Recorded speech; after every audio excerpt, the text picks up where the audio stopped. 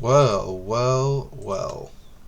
Welcome, one and all, to the world tour of the lounge. This is a realm that I began with my friends about a year ago to this point. And in our year here, my friends and I have made some amazing builds and some amazing progress in turning this world from a basic Minecraft world to a place we are proud to call home. So, here in the lounge, unfortunately, all good things have to come to somewhat of an end, and we've decided we're going to go out on our terms. The purpose of this video is for our posterity, and in case anyone else is curious or interested, we're going to show off the whole world of everything we've done in the lounge. Now, what does that entail? We have several bases, several builds we're going to touch on today, but most importantly, it's going to become a great trip down memory lane. And as we move into a new realm and a fresh, clean slate, it'll be great to remember what we came from and what really we have to outdo next time. So, without further ado, let me introduce my cohorts. Gentlemen, if you would.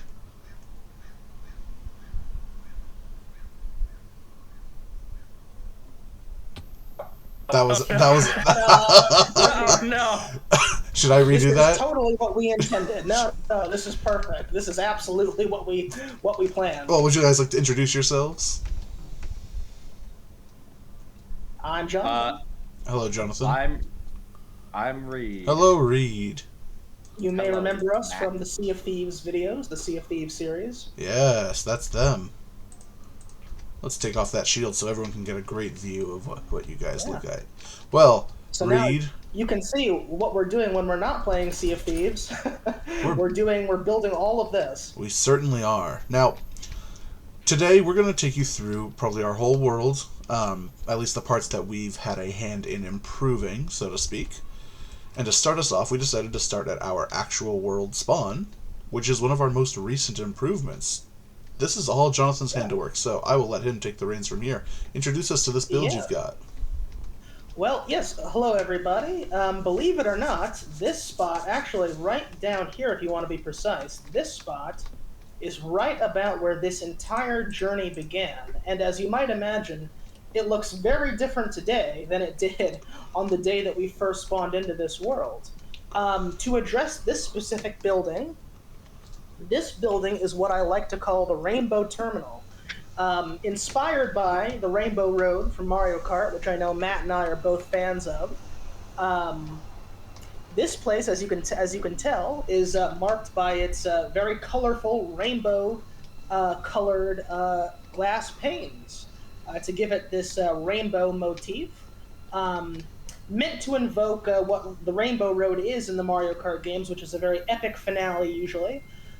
This is a key structure in a larger rail system that you'll see detailed over the course of this video. This is one of the main way stations that makes it up, and it actually is a direct relation to a project that you'll see actually earlier in the rail line, but later in this video as we get closer to our main base of operations. But this building is built on top of indeed where it all began for us in this realm, and it is now a key junction, a key depot in one of the crown jewels, I would say, of our realm, which is a large local rail network connecting many local landmarks in this area. Indeed. Well, let's continue on our tour, starting at the Rainbow Terminal across another one of your most impressive builds, if I do say so, Jonathan. The Great Thank you. Suspension Bridge. Now, this huge bridge, we actually had to wait until all of the trial updates came out. We got to use all this amazing copper, and I find that like this design is inspired. But beyond just being a very impressive large build, it also goes directly over this large chasm of a riverbed that separates our spawn from up there, where our main base will be. Now, this building directly in front of you is not our main base, but I do want to make a quick shout out to down here. If spawn is starting way over there, then this direction is where we went our very first night. And down where our very first completely inefficient sugar farm is. We had to create our staircase up, and eventually we made our way toward that beacon. Now, obviously that wasn't there day one, but that marks the entrance to our base. So that is the direction we will be going. Before we move on, any comments you guys want to give on the bridge? I don't want to steal all the thunder. No. I think that description is very good. I mean, as you said, this is kind of one of my centerpiece builds. This is, as you said, the Great Suspension Bridge. I colloquially refer to it as the Golden Gate Bridge because I think you can see a pretty obvious resemblance. My inspiration and my desire was to really challenge myself to build something that I've never built before in the form of this large suspension bridge.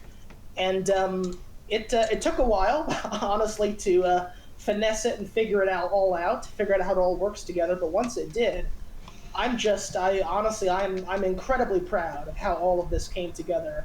You know, I've been inspired to attempt to recreate these great engineering feats in Minecraft, and I think this is probably the closest that I've come to really pulling it off and doing it justice. I love it. Honestly, I'm very proud of it, and it's not just good looking, as you said. It's also serves a very practical purpose, being a key span, not just over this river and over this chasm, but also a key span for the rail network that we have in this area.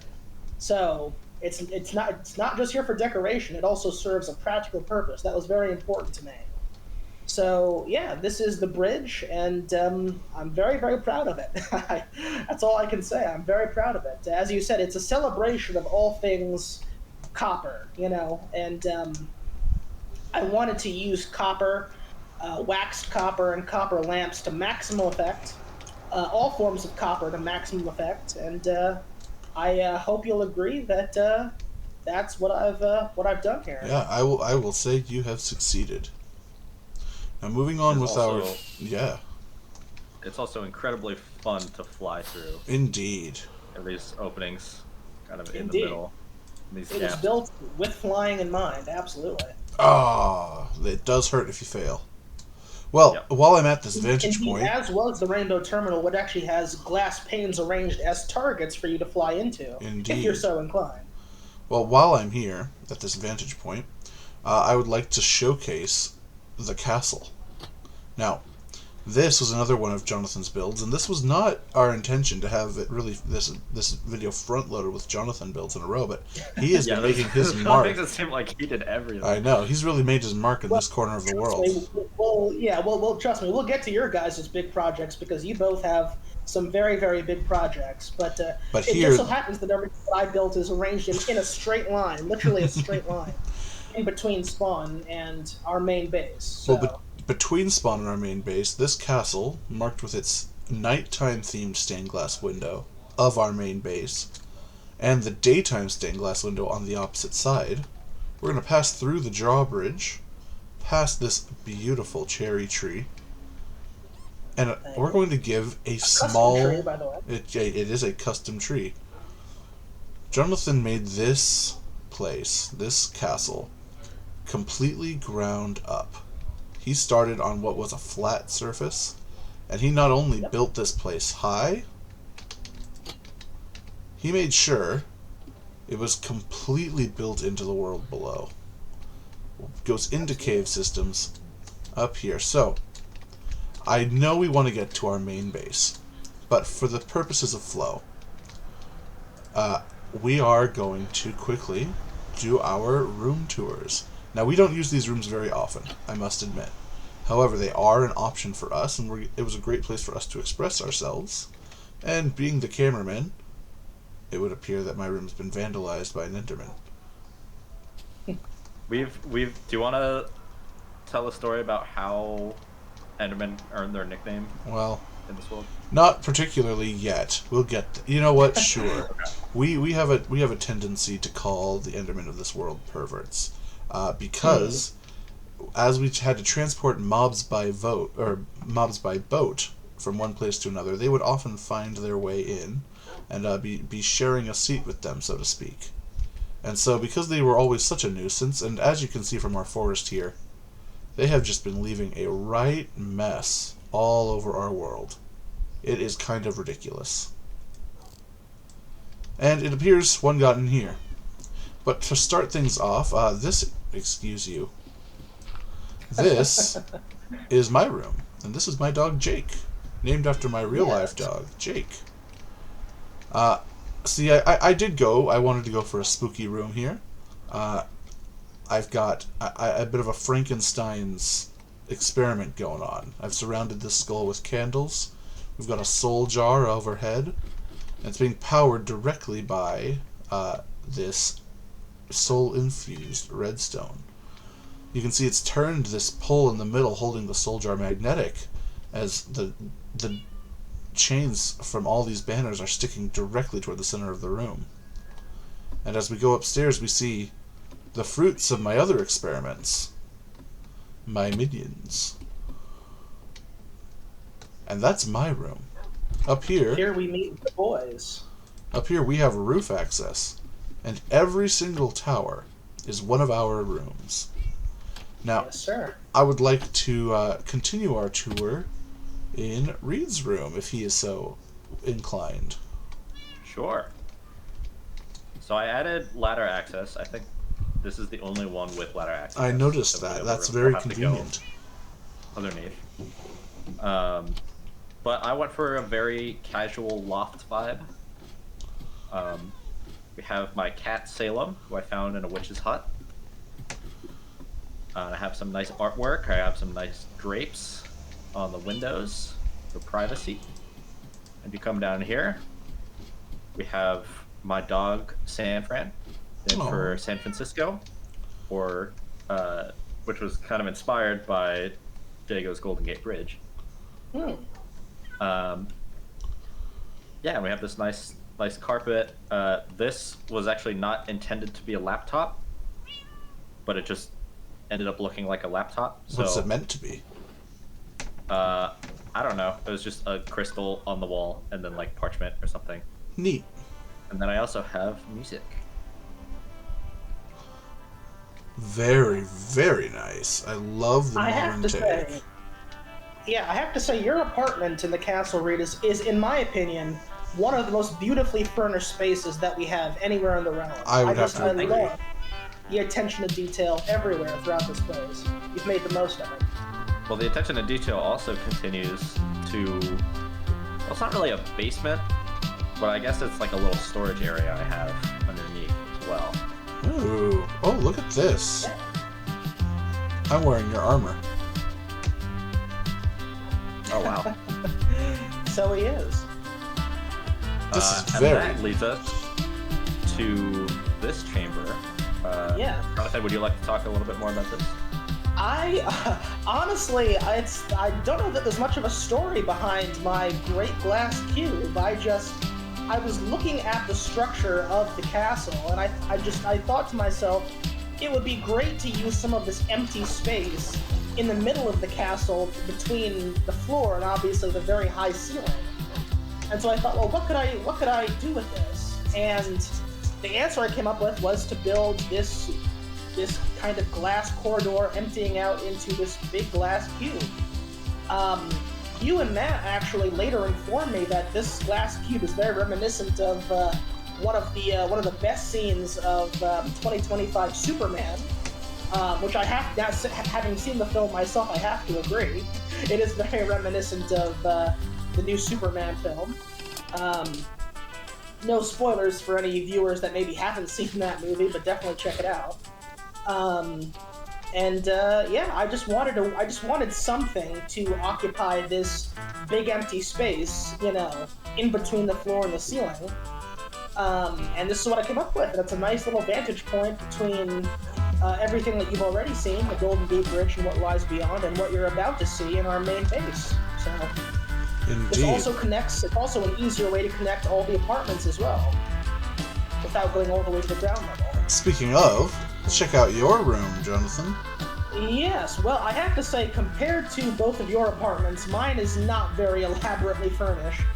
I like to say that I was so busy building this place, building the castle, building the bridge, building everything else, that I never really had a chance to actually focus on furnishing my own apartment. I have a bed in here, but I do have some animal companions, that's true. So, yeah. Also, just to point this out, as you've already seen, every apartment does follow the same layout, which is the ground level, where Reed had his storage space, followed by the actual living space, where you can have any decorations that you want, bed, whatever, a redstone-powered lamp, a loft space. This was something I'm very proud of, a dedicated loft space, which you could also have as additional living space, rather bed quarters, kitchenette, whatever you want, and then easy access to the roof, where you could get a beautiful viewpoint of all of our surrounding environment, and also use it as a launching pad if you have an Elytra. I'd like to use this moment to grab a great shot of the Rainbow Terminal and the bridge. From here, beautiful.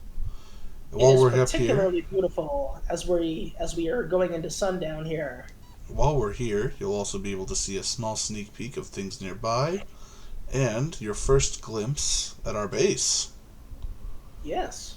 And I would show you the final room, and I think I still will, but this room is unoccupied as of currently. If we ever come back to this realm, there's always room for a fourth. Yes. We've had and many, we hope to have a fourth as well. Indeed.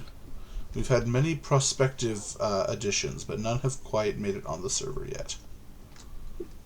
Not that they're not allowed to, but just none have things that haven't worked out. Now, this is what we call the Rainbow Road.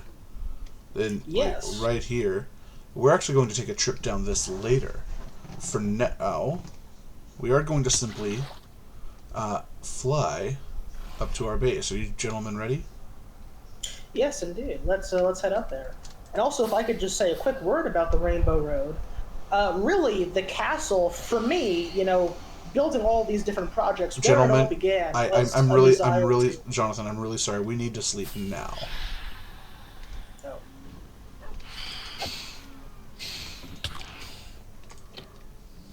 Oh my God, Reed, you were right. The bees are stuck up here. Yeah, they keep getting stuck, and I don't know why. Well, this is a good. Can I have you guys meet me up in our shulker room after we sleep? This is a good transition.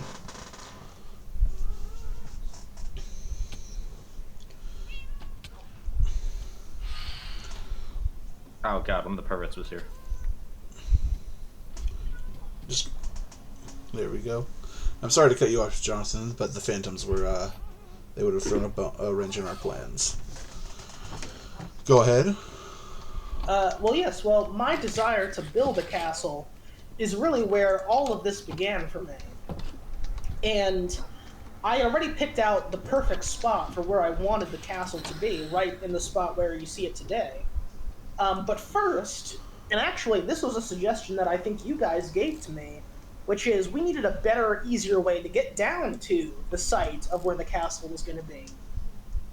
And so you encouraged me to build something creative, which would make it a lot easier for us to get from our main mountaintop base to where the castle would be raised.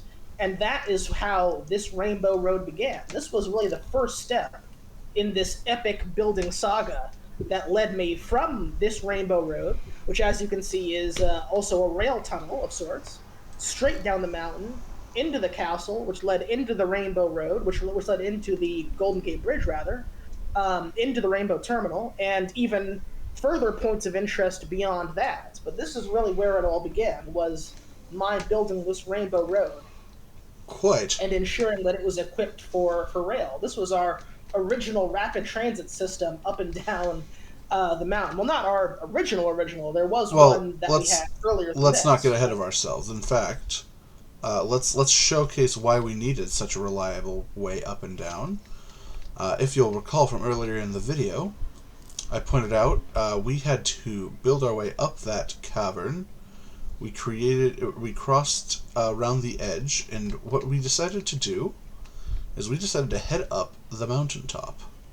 And as we reached the peak, we got all the way to the top and we took a look around and said, you know, this place doesn't look half bad. We got great things in all directions. And then, from the very top, we spied,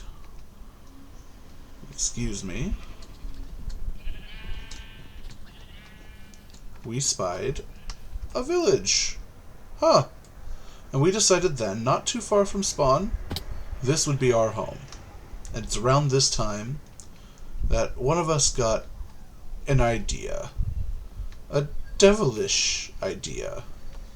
A rotten, wonderful idea. Reed, would you like to explain the design of our first base, this structure here? I would love to, but I first need to pass it to Jonathan, because you can see this base is created by an outer shell and an inner shell. It started with this inner shell, which was designed entirely by him. Oh, well, thank you. Yes, I mean, I think you told the story beautifully, Matt, of how we came to settle atop this mountain. And once we did make the fateful decision that this mountain is where we wanted to make our permanent home, of course, our next task was to build a little cabin to be our first base of operations. And that task fell to me. I volunteered for the task of building our original cabin, which is what you're seeing and standing inside of right now. This is where it all began. This was our first permanent home in the Minecraft realm, was this wooden and cobblestone box that you see. You know, from humble beginnings, we built everything that you're about to see that comprises our base. It all started right here. And as you can see, it's not very sophisticated. It's a very basic, again, wooden and cobblestone box. You know, basically just basic habitation to sustain us as we began to explore this world and build out what would become our overall base. So that's what I did. I picked basically the highest spot that I could find on the mountain, which turned out to be right here. Picked a center point and just built out from that a basic wooden cabin, and furnished it with just, again, the basic lodgings that you see here. Beds, chests, some cooking facilities. This is where it all began, and it just grew and grew and grew from this very spot. I love that image of this growing from this spot. Go ahead. I mean, that is entirely, I mean, this entire world really, and we'll expand on that later. But this initial cabin design was essentially a big box, but you included these windows that make the top half kind of float above the other half with these teeth. And so colloquially, we just started referring to it as the shulker. And so I decided, okay, if we're going to expand on that, let me make a giant shulker shell around the original cabin. So we have these big wooden structures. You have these platforms underneath. If you go to the top, you have the inner side of the shell. Initially, before we had our lovely bedrooms in the castle, we each took a corner in this main room. And then you can see you have the kind of shulker spiral in the ceiling, some lovely plants and lanterns, and this kind of became the living space. But we also expanded below ground. Well, before I would like to say that I kind of liked your comment of going chronologically, but now I see where you're going with this. Go ahead. So when we expanded below ground, we had the workshop, which we installed just under the base. And this comes complete with what should have been an auto brewer. It never quite worked for some reason. And then we had an automatic trash can, as well as a workshop bench with all the amenities you could need. So we have a loom, a crafting table, a smithing table, Um, we have a stone cutter up here, and then we also had the foundry, which was our Yes. smelting station. So we had these 3 blast furnaces where you could put in uh, items, and then you could add. We have these lava farms. We use lava as our smelting fuel. And of course, we have our anvil. You guys may And this notice was here in the foundry, down here in the front on this copper, this used to just be the chest that the final smelted material emptied out into, and now it's been replaced with hoppers. Where do those hoppers go? yeah. Subtle foreshadowing. You'll find out later. Yeah, and- you'll see the and same can I- thing. This used to be a wall of chests, and it has been stripped down and relocated to somewhere else. And can I say that our original subterranean storage area in the foundry, this is one of your original triumphs, I would say, in the realm. I mean, for the longest time, we were so incredibly reliant on this storage area and the foundry, and you just set this up beautifully. Really, you set it up beautifully. So, I have to tip my cap to that, because this really was the beating heart of our operation for a very long time. Thank you. So now, with Yeah, our that's- shelter taken care of, we have a place to live, we have a way to take care of our materials when we have them, and a place to store them. It was time to get the basics. Our first step, we needed food. So, while it didn't start off nearly this advanced, we eventually grew our source of food into this beautiful Damn. terrace farm. Reed, would you take us through our agriculture? Yeah. So this was honestly inspired by the natural landscape. You kind of lose that now because of all the cobblestone, but I kind of went for this semicircle design that was split in the middle by this kind of stone outcropping. As we got more and more plants, we kind of varied our fields. I think our most recent addition was beetroot, which we have not farmed once because no one uses Who beetroot. eats but beetroot? we have it. Apparently this bee. Yeah. As you can see, we got plenty of bees. That was the other thing I started was a bee farm. Yes, let's go take a look at that.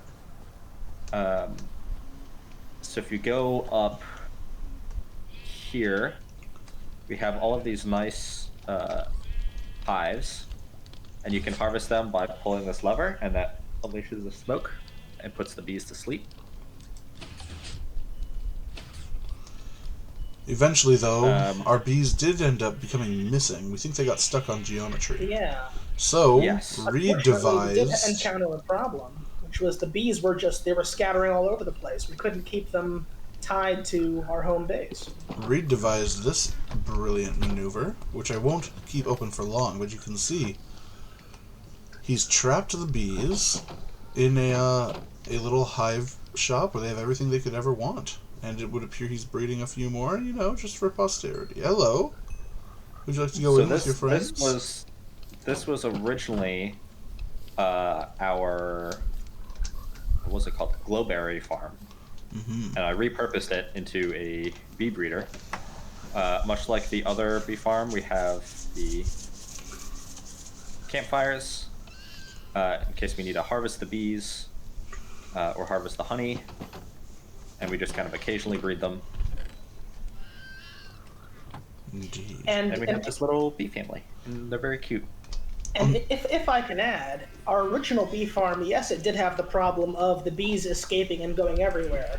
But there was one very positive side to our original bee farm design, in that in the original configuration, whatever, the amount of bees that we did have, whatever bees we did have, every day, when a new day would start after we would sleep in the cabin, we would come out and all the bees would explode right out in front of our front door.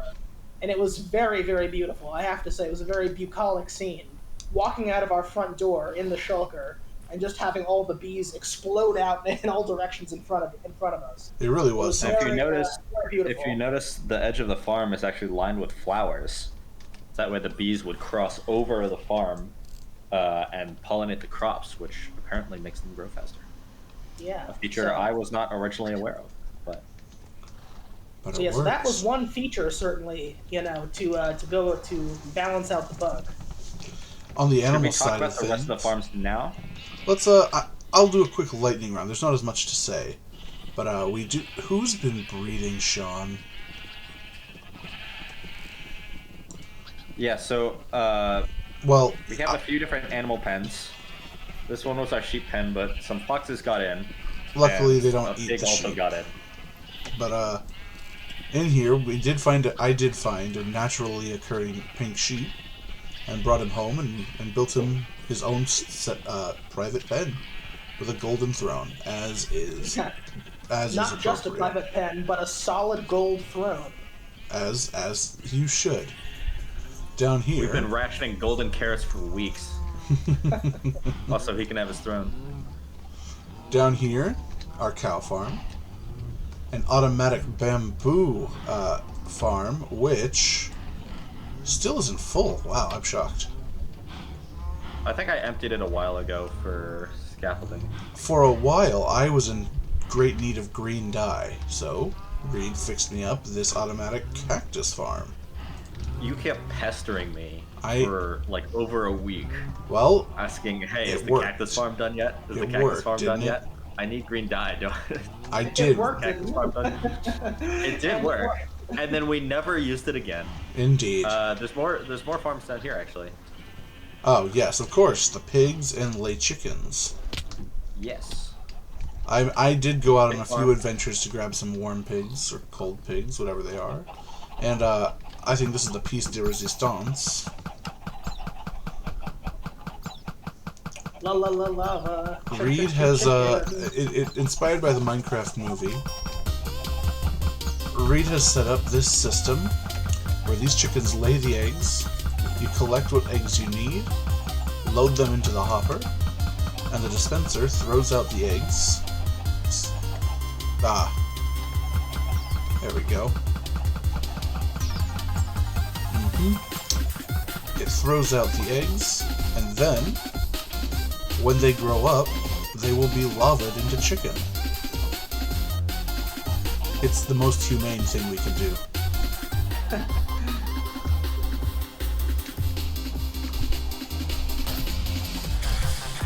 I have a feeling we should maybe sleep.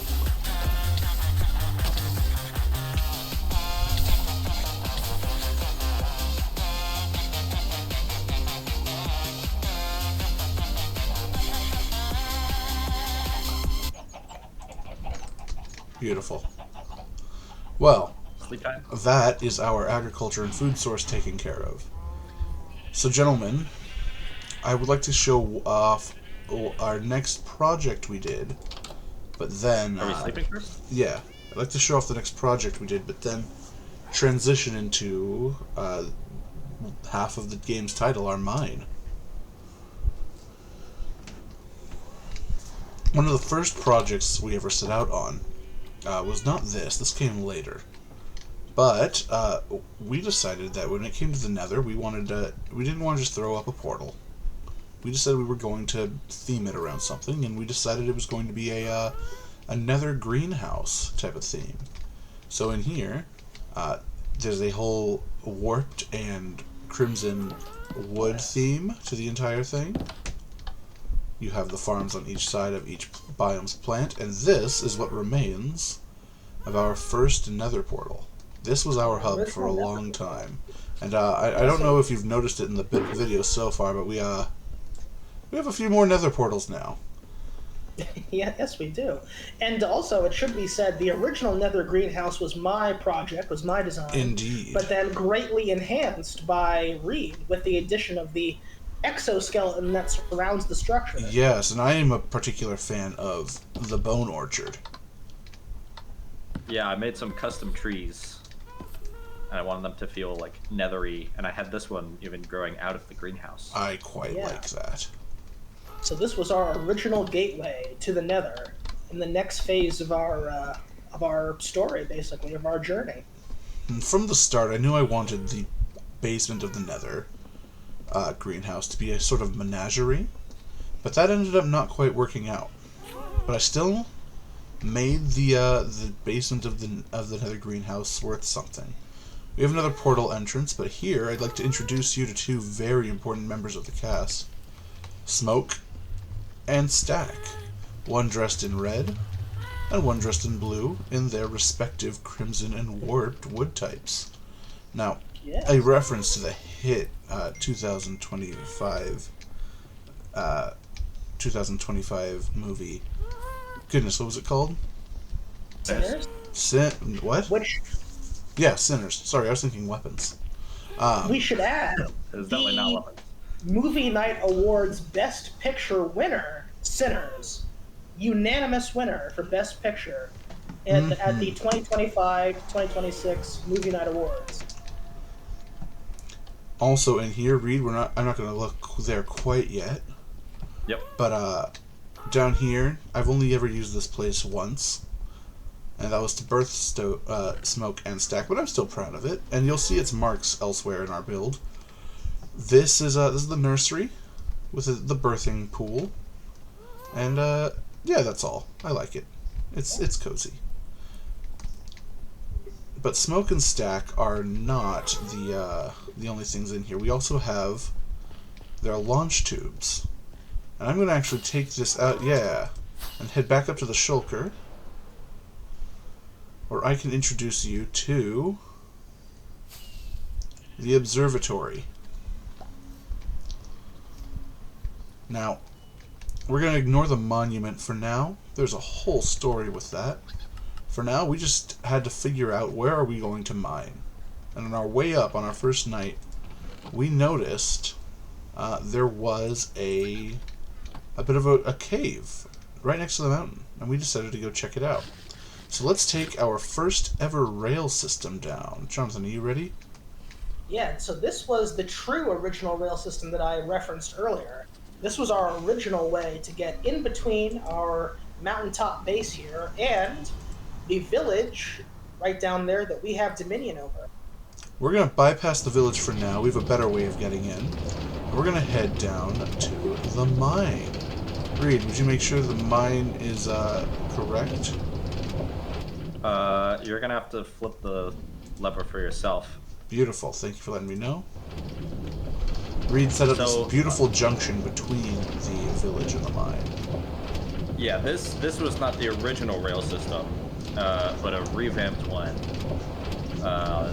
I edited Jago's original rail line because I wanted to try making one with like junctions where you could kind of choose your path, and then ended up kind of going for this kind of nice wood aesthetic, and it drops you into the mine. And I think it's pretty fun, but nowhere near as impressive as the express terminal that Jago made later. Well, very kind, but I have to say, your junction system is incredibly impressive, and also just the way that you've really decorated and aestheticized, I think, if that's a word, aestheticized the journey from the mountaintop into the mines is very impressive. Real quick, you guys don't need to follow me for this one because I'm just going to do a flyby, but I just want to show off. We have fully explored our cave system down here. It's actually a little ridiculous. I know this place kind of like the back of my hand now. We had some skulk in here, and if you continue down this way, it leads to what used to be a full iron vein. We got hundreds and hundreds, probably thousands of iron blocks out of that. But God knows we needed it. eventually, it did dry up. Hello, slime. Hello, spider. And just down the other way of this fountain we made, in this direction, I'm not going to take the whole maze turn to get there, but we also have a trial chamber, which is how Jonathan was able to source the vast majority of his copper blocks for his bridge and other builds. Yes. I'm still extracting copper from there to this day. We do have knowledge of a second trial chamber, should we ever need one, but I do not anticipate that ever being the case. Now we're going to take the rail back up and head back to the shulker.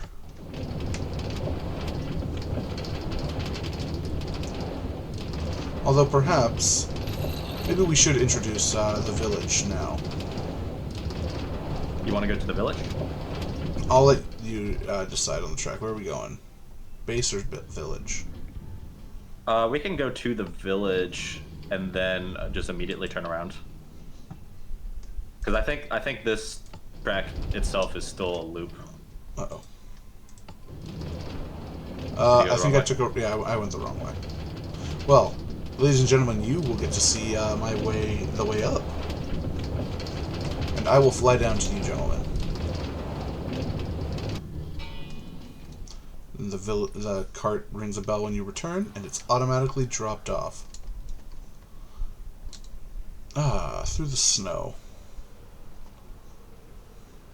Down here, past the wall, is Jericho.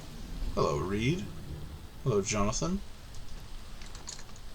This was one of my projects, and I'll go into a bit more detail on it later, but yes, this is the village that we were able to spot from the top of the mountain, and probably one of my biggest projects is I wanted to encase the entire city in a strong, fortified wall.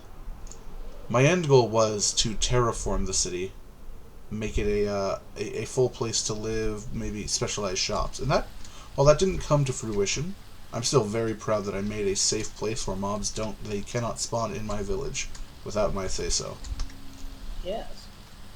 These villagers... And naturally, I think the most striking feature of the biblical city of Jericho is its walls, and so once you built the walls, naturally this place the wall itself became the walls of Jericho, and thereby making this village Jericho itself.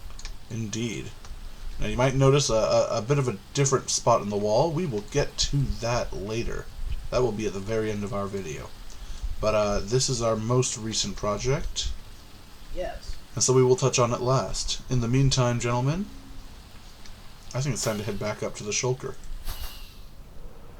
I never actually got to talk about the observatory itself.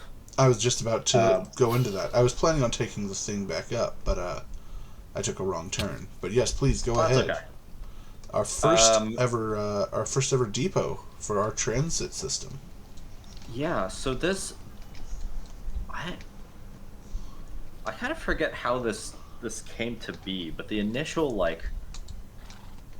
design of this area in here, it was kind of this clamshell. You have this kind of semicircular back wall, and then you have these kind of teeth or lips up here in the ceiling. Mm-hmm. But I always really liked the design of those ski lifts. So that's what I based the front of, with this big glass window. And I made this big curved roof. And that part actually kind of reminded me of those observatories with the dome roofs. You have the kind of cutout in the middle. So I thought, hey, that's kind of a fun idea. Why don't I add just a giant telescope to the roof of this thing? And it went from being the clam to the observatory. Indeed. I want to get a good shot of the telescope. Hold on. Yeah, up there. I quite like the observatory, and it was a project that I didn't even notice it was being worked on until it was done. So it was a very nice surprise. I think there was a point in this build during the clamshell portion where I actually was toying around and completely ruined its original design. I modified it to an amount. It was Ship of Theseus, where I could no longer restore it to its original shape. I mean, it's changed a lot. This kind of roof and walkway was a very late addition. Originally the entrance was, I think, either on the side or no, it had this entrance, but there was a staircase up to the telescope on the side here, and I removed that to make space for this, which we'll talk about later. I was actually thinking, we'll touch on this now. Let's go ahead. You sure? There's more chronological stuff. There is, but I want to strike a balance between chronology and our spatial area. And I was thinking through a few things, and I think transition-wise, it's best if we address that elephant now. But first, let's clear out this snow and go to sleep. Okay. But Reed, would you please hit the switch on your way out? I'd like to showcase What the switch? opening. You know the switch. I never hit the switch. I didn't go in. Is it currently closed? It is currently closed. Wonderful. Now, this is a story, and I don't want to take the entire evening to tell it. But we will be visiting a historical monument, a historical site in our world. This statue right here is to commemorate the Battle of Wither's Reach. Would it this be is a safe to story. say the most epic battle that this realm has ever seen? Without Oh, a for doubt. sure. This is No, not this is not chronologically when it happened. We did not just set up and then, do this epic battle we're about to tell you. However, it is such an integral part of our realm that I was thinking through the different things we want to show, and they need the context of why we did things and what brought us to certain places. And I guess let's start out with what we wanted is this beacon. This beacon that's currently giving us speed and regen in our base. Helps us a lot with construction and food. And to do that, everyone knows what you need to kill to get a beacon. What's that, boys? Wither skeleton 3 times. Yep, that's it. That's all you have to Minimum. do. Well, Yeah. we collected the ingredients for a wither, and we decided, all right, we'll take this guy. We'll take him pretty far out, and we'll try to beat him.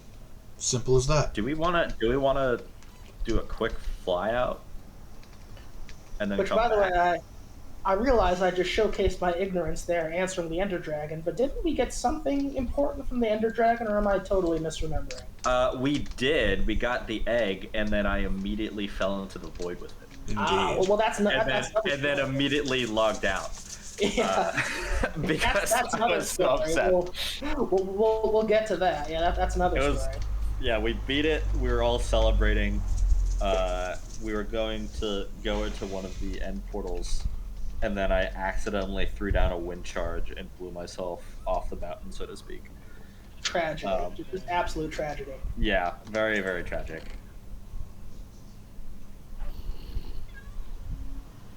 Do we want to tell the story of the Battle of Wither's Reach now and like fly by, or do we want to just acknowledge the monument? I would like to acknowledge the monument and give a short. I promise you, I'm thinking this through of what information to give and what not. But Okay. So, this monument is meant to commemorate the Battle of Wither's Reach, and it tells the story of 3 heroes. We have Hondor, the archer, that was myself, flying around with bow and arrow. We have Falcon, the fighter, yours truly. which was Matthew, yep, with sword and shield. And then we had arguably one of the most important players, Thunderbird, the armorer. Because when we took on the Wither, Well- we did so with... Careful. You know what? Go ahead. Yeah, say what it was. There's more to show. We did so with an army of snow golems to lead him to where the final battle would take place, and then iron golems. Yes. Now, We I put together an also entire army. I want to point out one thing real quick. This army of iron golems and snow golems, we did not think of it right away. Now, the reason this is such a monumental thing and celebrates our victory over it, we actually failed, I think, 3 separate times to kill the Wither, and for a good 3 weeks on our world, the Wither was out there wreaking havoc. We could not And we stop had it. no gear. That's a very important detail. This wasn't just an epic battle. This was an existential battle. That's a very important detail. There was a very real fear for a while there that all of this, everything that we've worked so hard to build on our mountaintop could be threatened by a beast that we unleashed but could no longer control. It truly was the darkest of times. Now, Our darkest hour. I would say that. It was our darkest hour. We had to find a way to overcome this existential threat to everything that we've built. And finally, with the combined efforts of our 3 heroes and their 3 respective roles, we were able to place the Wither in its place. And this beacon is both a trophy and a tool from its destructive wake. But to this day, there are legends that those who wander out far enough will still see the remnants of its destruction. They will still see a lone, wither-infested skull flying through the air, threatening to explode any terrain it comes across. It is haunting, truly haunting. Now, for those of you more interested in the Battle of Wither's Reach, there's a video on this channel titled that exact thing, colorized. Feel free to go watch and see the epic battle for yourself. Yes. But before we go on, I want to tell you guys a little story. You see, this mountain is not, believe it or not, solid rock all the way down. You would think so, but it's actually quite porous. Tons of caves, and not a ton of room for us to work with at the very tip. So as we move into our next space, everything you're about to see built is built on top of something else. Our architect has had to maneuver and build his amazing contraptions and locations in such a confined space, and I don't know how he's done it, but he has done so without running into any of our other builds. The Rainbow Road is right here. Reed, open the war room. Welcome, ladies and gentlemen, to the war room. Truly, the piece de resistance of our home. So, I like to think of this entire structure as what was an ancient temple, now in ruins, and has since been occupied by us, the current people living on the mountain. So we have a little armory over here. We had bits and bobs of armor. They have since been used. Barrels. Yeah, we have our legendary mace from the trial chamber. We have a box of rockets and a spare elytra. Over here we have storage for tools and weapons, kind of different bits and bobs, whatever we might need. And then here we have the very start of the Rainbow Road. First stop, River Run Castle we've been to.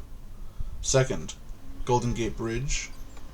And third, the Rainbow Terminal at the Tall Trees. We've been to all these locations, but now we can add to the list, where it says up there, express service to local destinations, service to Jericho City. It was coming soon. It is in fact now in service, which we will be able to show off again at the end. But when it is time, we will be beginning our trip on the Rainbow Road right here. Nope. Right here. Oh, that's what I meant. I was seeing what this was. I remember. This is maintenance. This is not maintenance, actually. What is this? This actually connects to the observatory. Oh, I was unaware. And it'll go straight to the cave. Oh, very cool. Very cool. Yeah. See, not even I know everything about this one. Well, let's take a look. But if you would like, you can come down this ladder into the ancient ruins of this once beautiful but forgotten temple. Look at this. Inside here, we have what I think is probably my favorite build I've ever made.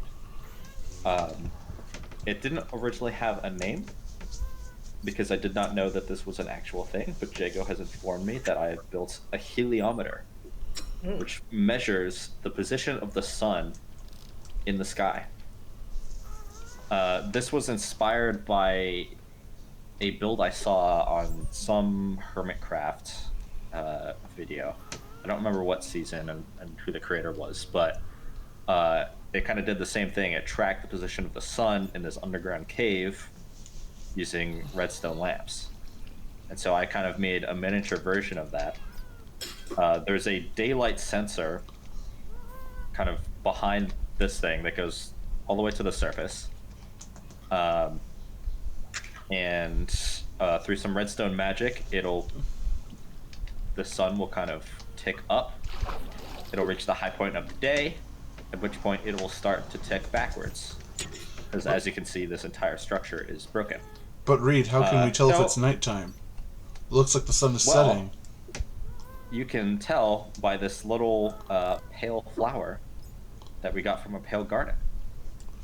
Now the eye will only open at nighttime, I believe. So that'll let you know. It would appear the sun has just set. Yes. More obviously, you'll see a giant map on the floor. Indeed. I commissioned this from Matthew. Do you want to talk a little bit about the process of? Yeah, I took on the role of the resident cartographer of the group. I took on a few roles during my time here. I was our alchemist for our large battles. I've done a few construction projects, but not nearly as much as these two. But my bread and butter and what I know well are my maps. And so, once we had any means of transport, I began with just my horse, and moved on with boats, minecarts, all that good stuff. But I began to chart out our home. Here, excuse me. Ahem. Every time you see one of these, this is a copy of that map. This is actually far too zoomed in. Let's see, can I back it up? Here we go. This is a top-down view of our home. Right now, this big brown square is the shulker. There's our terrace farm. The Rainbow Road extends down to the castle, across the Golden Gate Bridge to the Rainbow Terminal, which looks just as beautiful from above. And here we have a bit of a few pixels we haven't yet touched on, and we will touch on at the end, as well as that last building over in Jericho. You can see my wall from space up here. And also, check out the rail line from a bird's eye view, all of these junctions all together. It truly does all come together. You can see, pardon that. And while these maps are well and good, this entire floor took me probably all of 20 minutes. These aren't the maps that I'm most proud of. We'll get there in a moment. But before we do, Yes. I just want to point out a few more places of interest we will be visiting. We will be going back to Jericho. We will be looking at this place down here. This mysterious gray box we will be visiting. And then there's another structure over here I want to make sure we touch on before we leave. As we do that, we'll of course we will touch on all these colors down here, but it looks like we have 1, 2, 3 more places to visit once we're done inside here, gentlemen, before we move on to the Nether. Sure. Well, just to give a quick overview, if you come through the waterfall, we have our Ender Stasis pool. You throw an Ender Pearl in the water, hit the trap door, and it'll bring someone back. So very, very handy if someone is going off on an excursion and wants a quick way home. You'll notice they have our code names from Wither's Reach. Yes, Falcon, including Kevin. Thunderbird, Condor, and Kevin. Welcome back. The Reed. beloved character on the realm, Kevin. And he's themed this around a coffin, which I quite like. It's as if you're being reborn here every time. And It was kind of inspired by some of the Dark Souls games. I thought about putting a bonfire in here, but I felt like that would be a little bit too cramped. I can see that. And I have to say, every time I come in here, I'm reminded of, if there's any WWE fans out there, The Undertaker, his iconic entrance in the WWE. I love this coffin so much, it reminds me of that. I would also like to point out this the skulk theming to appear kind of in a void of some sort. Yeah. The eagle-eyed viewers at home may notice it's everywhere in here. It's as if this space isn't in a space at all. It's its own spot. And truly, that is the only way I can figure you made this build work, because remember, we're on the side of a mountain. You can hear the sheep and whatnot. How is this not sticking outside? You can. The sheep farm is like right above our heads in this room. So this is the barracks. Just a little place for some beds and quick storage. This is kind of the main part of the war room. We have a job board where people could paste tasks they needed. We had this big table. I like to think that this was originally some kind of altar, and we've repurposed it. We can come into, actually real quick, if we go back to the heliometer. Reed, go ahead. Yeah, I see him. If you listen carefully, you can hear campfire smoke. That's because the bee farm, the first one, is literally right behind this wall. That is insane. So this place is like literally touching everything else. But if we go through, so yeah, in here we have our main storage room and workshop. We eventually outfitted it with the latest in copper technology. We have our very own army of copper golems to help us sort our items. Mm-hmm. And we also have this refresh system in case any items don't get sorted, which often they don't. Although it seems like everything has been sorted. Yeah, it seems oh, they may have frozen. At least, yeah, I think they froze. That's okay. And that comes with time. We have another workbench mimicking the one from above. We have small furnaces in case you need to do some quick smelting, but we have the loom and the smithing table, and the anvil and the stone cutter, all that stuff. If you come behind the scenes of this storage unit, you can see the blue wool. That is the ceiling of the nursery.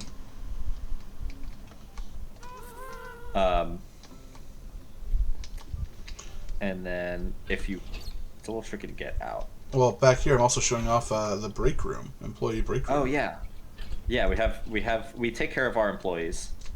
So they have a break room. They have a little feeder and some copper ingots they can munch on. Yeah, they're legally mandated to have a 15-minute break every 8 hours. So we make sure that they take that. Because we don't want them to unionize. That's right. God forbid.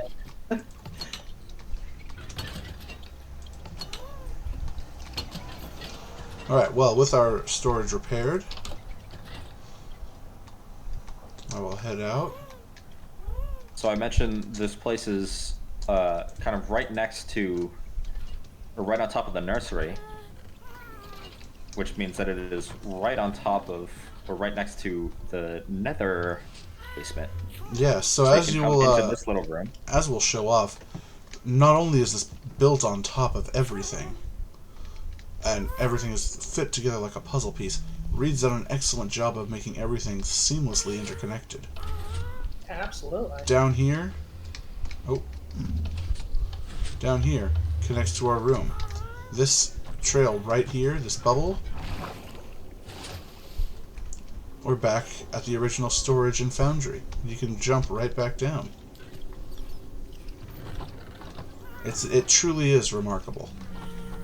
And of course there's the way we came in through the automatic gate. Yes. And then if you come in here, we have the final room. We have our new nether portal. Indeed. Let me deal with this guy for Thank you. I really appreciated that. You walked in front of the arrow. That's not my fault. Also, my arrows are just teleporting through. Yeah, I see. Dude, he's got reach. Oh, he has a spear. Ow. All right, before we head, have yeah. a secondary map room. Now this is the map I'm can we most. spare a word for the map room as well? This is our master map of the world. Yes, I call this my my atlas. Now I want to take a look over here at this giant map I put on the floor. On this, every single pixel you see is one block. In here, every single pixel you see is one chunk. I believe that is 256 blocks by 256 blocks, I think. So, starting here in the shulker, I have many places labeled on here, places of interest. The shulkers are biggest. We will be visiting the tavern and the grinder very shortly. But you can see, you can't actually see any of the details. You can't see Jericho's wall. You can't see our house or anything like that from this map. That's how zoomed out we are. Taking that in stride, this is our entire mountain peak, this little white spot. I have explored in a 3x3 area all across our world to find the highest, most interesting places of interest. And I labeled them as such. Any purple spots you see are our portals. Pit Stop Bravo, Portal Bravo. We have the shulker here.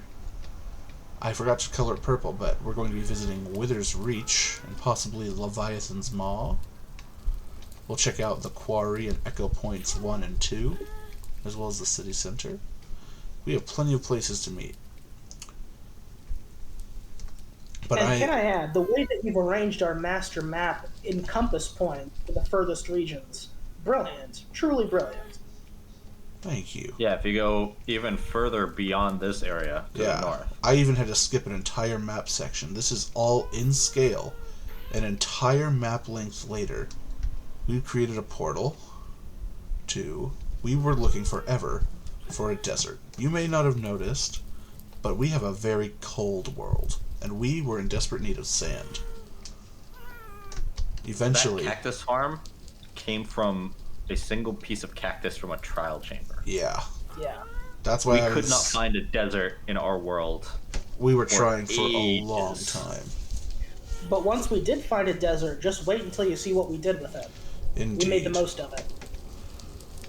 Well, before we head into the Nether and show off all our different locations around the world, I'd like to touch on the grinder, Reed's newest project in between, and I'd like to visit the tavern. Is that cool with you guys? Yes. Yeah. And also, one last thing before we depart. Actually, two last things. First of all, we have not yet finished everything that's in our underground area. Oh, Do you you're want to show right. us the final aspect of our underground bunker here? And Do we want to show that now? Or do we want to show that later? let's share that later, right before we get on the Rainbow Road. Okay, well, Yeah. so the other last thing that I want to add before we depart is some important context for the viewers at home. This was a huge project that Reed undertook, and it's important to note that Reed was very insistent that Matt and I, we not be able to peek in and get a little sneak peek of what he was building before it was finished. So for a long time, Matt and I were completely barred, completely excluded from this area until it was finished. And you can imagine what an incredible reveal it was when we were finally allowed in, once it was finally finished, when Reed showed off everything that he'd built, everything that he had developed down here. Matt, would you concur? It took our breath away. It truly when did. he finally let us in here. I mean, all of this, we had no indication whatsoever the scale of what he was building down here. The scale and the intricacy, I think is a good word, the intricacy of what he's building down here. All of this was revealed to us at once. You know, the heliometer, the map rooms, the conference areas, the bunk bed areas, the storage system, the nether portal, all of it was revealed to us at a stroke. And it took our breath away. I mean, truly, Reed, you have built some truly and sincerely incredible things. Things that amaze me in this game. And yet I have no choice but to say that this bunker is this war room, as we call it, the war room, is one of your foremost triumphs, truly. What you've achieved with this space, it is consistently amazing to this day. I mean, you finished all of this months ago, and still it is amazing to me what you've achieved down here. I mean, it is brilliant from start to finish, absolutely down to every detail. It is brilliant. And when you first revealed all of this to us, it took our breath away. Truly, it did. Thank you very much. Yeah, the first thing I did was build this big piston door to lock you guys out. And I was very, very careful about making sure it was closed every time I left. So there would be no... I had a lot of fun time pretending like I would be looking in. Yeah. I would get nervous every time I'd see your name tags, like, walking around above me. But I promise you, I never looked. And I think the reveal was all the better for it. I think it's time we head down the Rainbow Road, not quite experiencing it yet, but across the bridge, and let's see Reed's most recent project these last few days. Yeah, so this is something I wanted to do.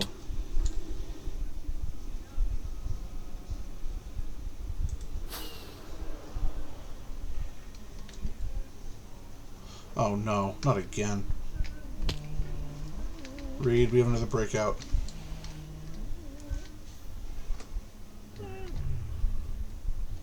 You know what? Blocks, right? Huh? They can't jump 1.5 blocks, right? Well, that one is currently trying to get out. I think it's your lantern. Reed? No, they can't. They should be able to jump on the lantern. Reed, look. You missed it. Sorry, it's getting a lead. Yeah, so these little jailbreakers are sniffers. This was another very recent addition to our world. Especially as you'll recall, we needed a, even to start this process, we needed to find that desert to have a chance of finding a warm water ocean ruin to find a sniffer egg. And, I mean, by Jove, we eventually found two. And now Reed has built this beautiful grotto, this beautiful sanctuary for these nearly extinct creatures. And now I think they're well on their way to repopulating. Yeah, so the past couple of days I've just been breeding these guys up. I give them a happy home. They have a nice tree and a cave and a flowing river. I have some of their ancient flowers there. They have a big old field of wheat. They get hungry. I added this little like dig spot. You know, just adding a little bit of story to the landscape. And I think it turned out pretty well. I also think it turned out quite well. Absolutely, yes. I mean, the way you've landscaped this whole area, it's beautiful. Absolutely. Mm-hmm. Well, from here, we'll continue on to the west. No, wait. The east. This is the east, isn't it? I don't know. We're going this way. To the grinder. This was one of my initial projects I did just because I was tired of waiting for functionality elsewhere. I was tired of waiting for going into dangerous situations to go repair all of my tools once we got mending. So, everyone knows building a regular grinder, but because of where we were at and the absolute coldness of our world, I had to locate this over a piece of water so that it would not snow. And here, let's I'm going to take you guys upstairs, because at this high of an altitude, water will freeze, and you need water to push all of the mobs down here. So I needed to locate this over a large enough body of water in a warm enough environment so that the grinder would actually function. And here we have the fruits of that labor. I've set up a place to fish while you're waiting for mobs to drop down. Get some more XP. We have a bed set up for when it's nighttime, so mobs will spawn faster during the day. A few automatic sorters of all the mob drops who have been really slacking in their duties. And down here is where we relocated our enchantment setup. Finally, it could move off of the roof of the shelter where it had been for a long time and into a more thematically appropriate place where you're actually getting the experience. Yes. But that's the grinder in a nutshell. And can I, once again, I'm just adding a lot of congratulations to these reveals. I think I'm safe in saying, and I wonder if you would concur with this, Reed. My feeling is the single greatest utility that we have in this realm is your grinder, Matt. Oh, 100%. Oh, thank you. I mean, this is the single greatest utility that we have. I find myself using it just about every single time I log on to the realm. As you said, once we started getting mending stuff, particularly mending elytras, this place has been critical. It's been crucial, indispensable. As a utility, it's unparalleled. And once again, all I can do, all either of us can do, is thank you for taking the time to put this together, because not only is it an engineering marvel in its own right, but it's something that we use consistently time and time and time again, that we rely upon time and time again. It is an incredible utility, and you've put it together beautifully. Oh, you guys. Thank you. Well, I do believe that closes out the furthest most right area of our initial base location. I think we should probably head back to the shulker, grab some shut-eye, and check out the tavern. Indeed. And perhaps... Well, there's a couple of things I want to touch on the way to the tavern. Oh, me But I'll be too. very quick about it. And perhaps as we're heading for a quick sleep time here, could we also get a quick pause, perhaps, perchance? Sure, let me get some good We'll shots. be right back after these quick messages.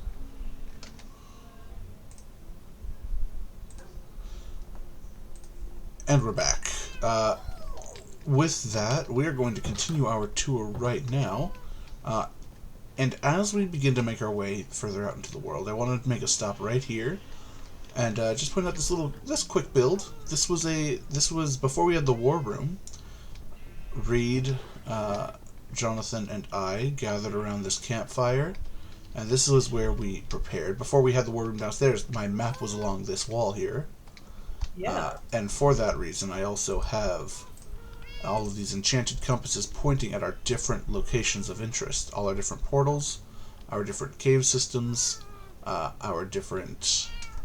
really just any area that I have labeled on the map also has an associated compass. Also, Reed included a fun way to distinguish the person leading the meeting. You stand on this log. And this is There our you go. meeting space. Yeah, so this was the meeting leader. Yeah, I typically used it more as a podium, actually. So you could, stand behind it and talk. Both is But, cool. yeah, however you wanted to use it. Just a little bit of fun functionality. Yeah. But then we can go through... Well, we can go through the nether greenhouse, or we can take this path down here. Let's take the path down. We'll come back up through the greenhouse. Yeah, a lot of interconnectedness. Part of my world explorations, I didn't just do it for the map. I would collect things from different biomes that I came across. Part of that included the creation of our one of every kind of tree turned into a farm. So we had all the wood types. Arboreum, isn't it? Mm-hmm, Yep. that's correct. Complete with sugarcane, cocoa beans, and even chorus fruit. So while I did the collection of the initial samples, Reed, I believe this one was your design. You actually set Yep. up the actual farms. Yep. Also used kind of a terrace design. I have a specific section for each type of tree. Some we used less than others. Mm-hmm. But then we'll actually ignore that path for now. We can follow this path to somewhere very special. See, I'm gonna start with the upper path here, Reed. We're gonna go to the Overlook. We're going to look at another building on this server. See, I know we've said we need a fourth in our castle over there, but there has been another resident on this realm besides us three, and that would be 3.5, if you will. Yeah, that would be my brother Brian, who has been fully independent on his own. Everything in this house he built himself with materials he got himself, and he has also done a fantastic job. He set up shop across the way, and Reed ended up finalizing this bridge connecting our homes.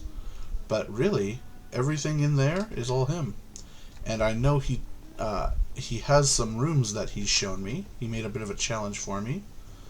And there's one last thing in those challenge rooms that I want to go see. This was the entrance to his mine, by the way. It connects directly into ours, so it's also been pretty stripped bare.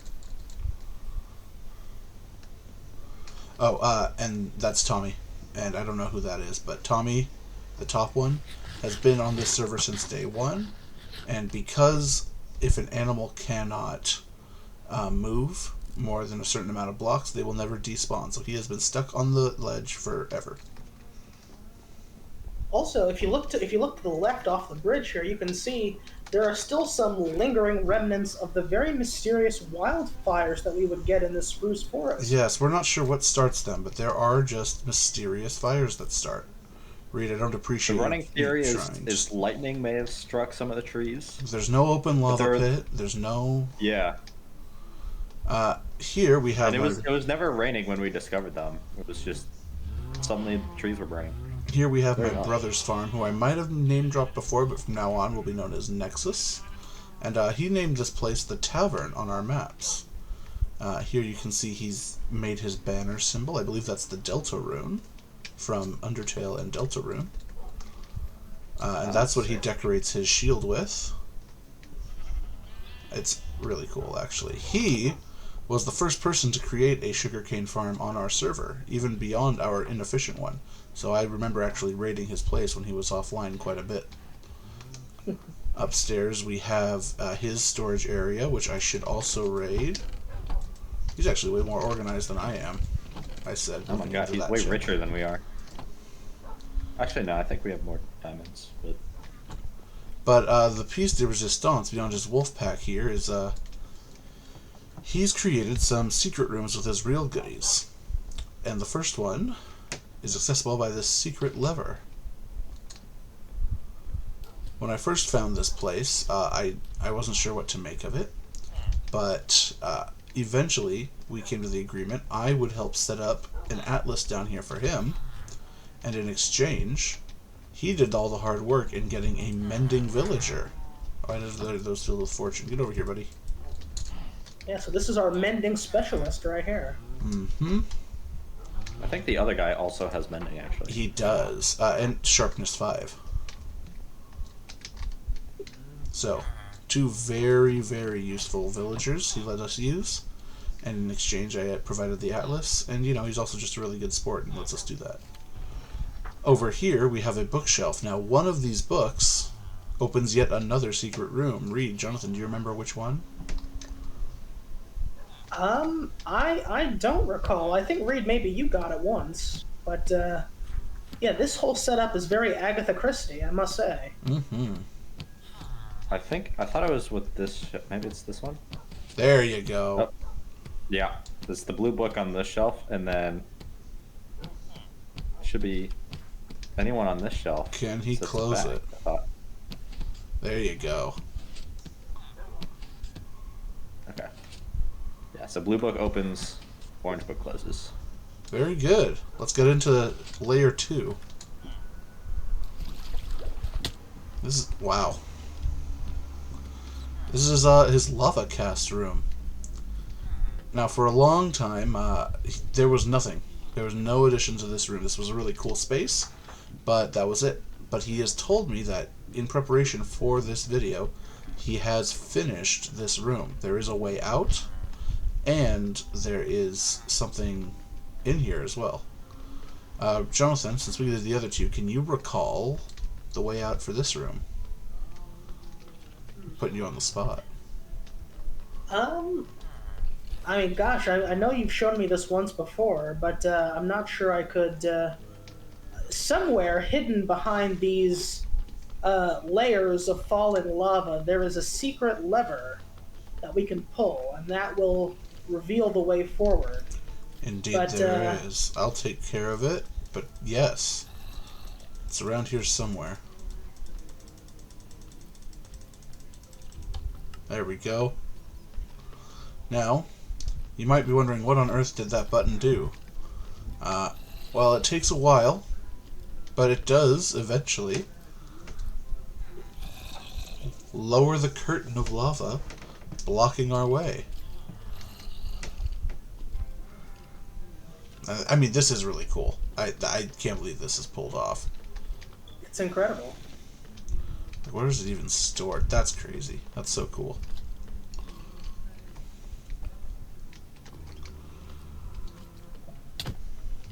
Don't do that. Ah! Well, check this stuff out. So just like in a Christopher Nolan movie, we have a vault within a vault within a vault. Indeed. This is best armor. In fact, is it named? It's not named. Actually, more than that, time actually flows backwards in this room. Yeah. He has all his best gear. Mors Naturae, Mors Corruptionis, Mors Divina, Mors Magicae, and his Elytra. Oh man. And he's left us a book. Mind So if yeah, I... we agreed to do a live reading of this, so how do we want to do this? Since it's my brother, would you mind if I took the reins on this Yeah, one? I think you should read it. By all means. A farewell. I didn't play on this server as much as others. I didn't build grand structures, slay monumentous beasts, or even explore the vast world. Nevertheless, I made memories here. Whether it was building strange puzzles to solve, trying my best to help others, or just fishing. I can't promise I won't ever forget this server, but I can promise that my definition of what Minecraft is has changed since I joined. I used to think Minecraft was a solved game. There was a limit to everything you could do. But if I've learned anything on this server, it's that the only limit to do what you can do is what you want to do. You all build wonderful things here, completed amazing tasks just because you wanted to. That's a beautiful thing. I hope you all know that. I might not have done the most here, but I always had fun. I never did something that I didn't want to here. I got to enjoy Minecraft the way I wanted without pressure. Thank you all for building a wonderful world. I felt as though every time I wandered back on, I could find a new monument, a new city, or even a new house. Despite the amazing maps completed, despite knowing where all the most important stuff for progress was, it felt as though the world was infinite, even when it was just nearby. I'm gonna miss this server, but I'm not devastated to see it go. You always learn to love something more once it's gone. You can look back on all you've done, the memories you've made, and all the things you've learned, all staying with you forever. I know that on the next world, more will be created, more will be explored, more will be immortalized in memory. I can't wait to see it all. Thank you. Wow, well, if that doesn't bring a tear to the eye. Goodness. And Oh you know, my goodness. I like to think that I'm the one with the soul of a poet. My goodness, that is incredibly heartfelt and incredibly well written. It really is. He does know that we're making a new world, right? We're Yeah, almost he like- does. And he said he can't wait to see the next one. But yeah, that was really That's, Really touching. that was really moving. I mean, I could not possibly summarize my feelings about this realm better than that. I mean, that is beautifully put, really beautifully put. We'll seal this away for now, and there will be another day when that's reopened, and that suit of armor is redonned. You good, Jago? Guys, I need help. What's wrong? Oh, I don't know how I did this. oh my goodness! All right, I don't know how I did this. you're gonna have to get out before he. Yeah, go. He almost made a break for it. Would you close it up for me, sir? Thank you. Oh, Johnson, you shouldn't stand there. Read. Yeah.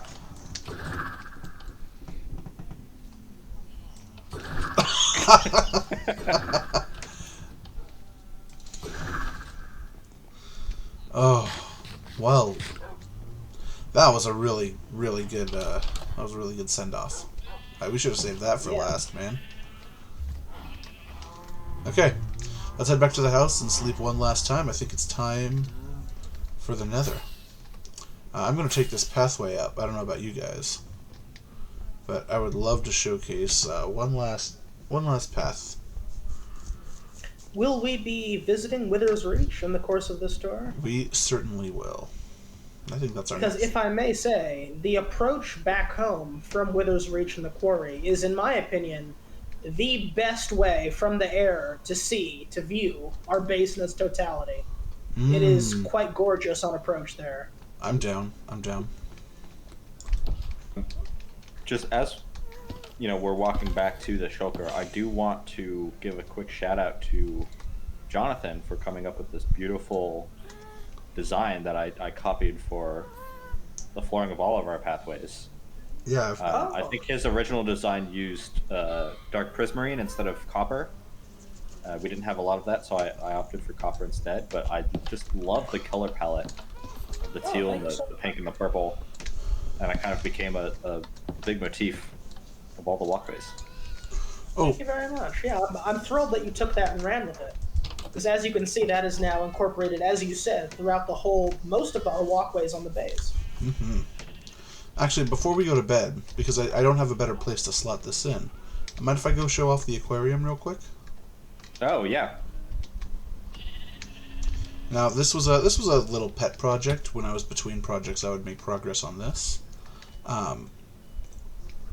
I sought out to hopefully make a full aquarium, and I didn't get as far as I wanted. It kind of evolved with time.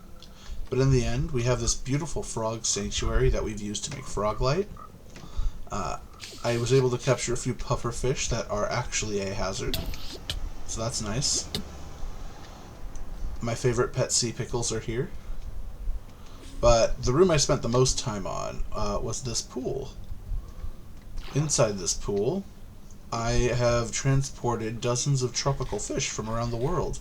And if you'll recall, we are in a very cold world, so actually getting these tropical fish back was a bit more of a hassle than I anticipated. But now, if you ever have the urge, you can come chill out down here, swim with a bunch of fish, and just enjoy kind of the cool lighting of the aquatic-themed room. It doesn't have a purpose. I just made it because I felt like it. It's just cool. It's just cool. It's very cool. And actually, right next to this, we can just very quickly show off Our strip mine. So these have automated piston doors, and a bubble elevator to get back up. It's also where Reed farms our all of our amethyst crystals. We have a little farm going down here. And actually, this cave right here, this wasn't intentional. I'll meet you gentlemen back up at the top.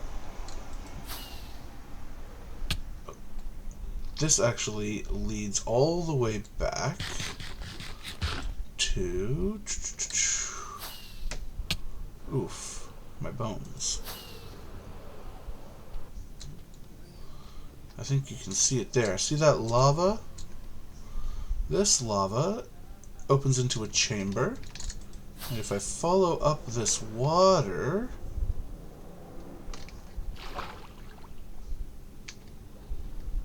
and I follow it back to the source...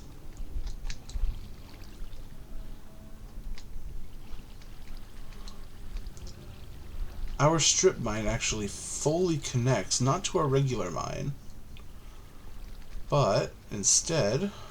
Hello, tropical fish.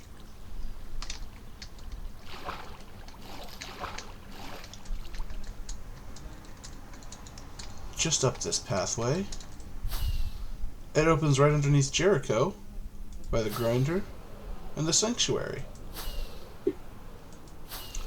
So even when we're not trying, this just shows our world has just ended up through sheer exploration, becoming more and more interconnected. Yes. Thank you, gentlemen, for letting me take that detour. We can sleep now.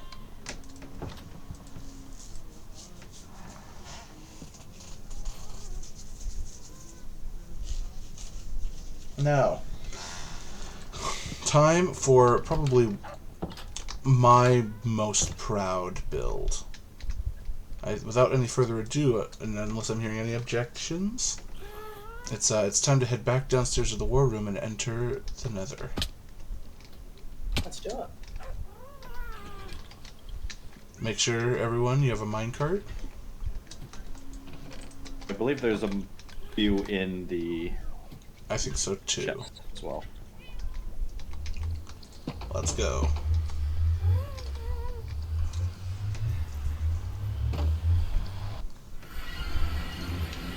Now this is my absolute crowning achievement on this server, I would say.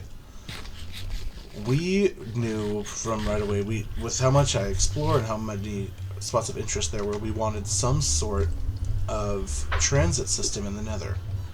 But one look outside and you can see it is just perilous from all sides. We spawned at the bottom of a basalt delta right next to a fortress, which was good for progression's sake, but made traversal a very difficult prospect. So, I took it upon myself to begin a rail system.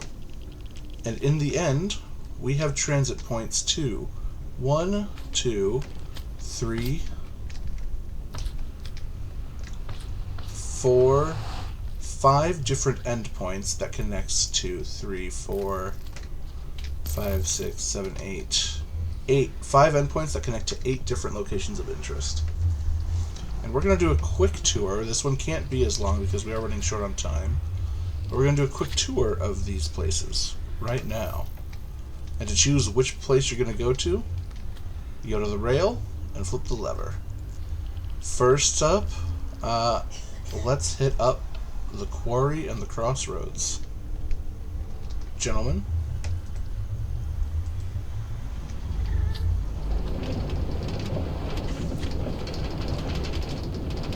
As you can see, the rail system here is rather extensive, mostly cobble. And you can see exactly where they break apart. We're going to head up this way for this portal. This is our shortest route by far.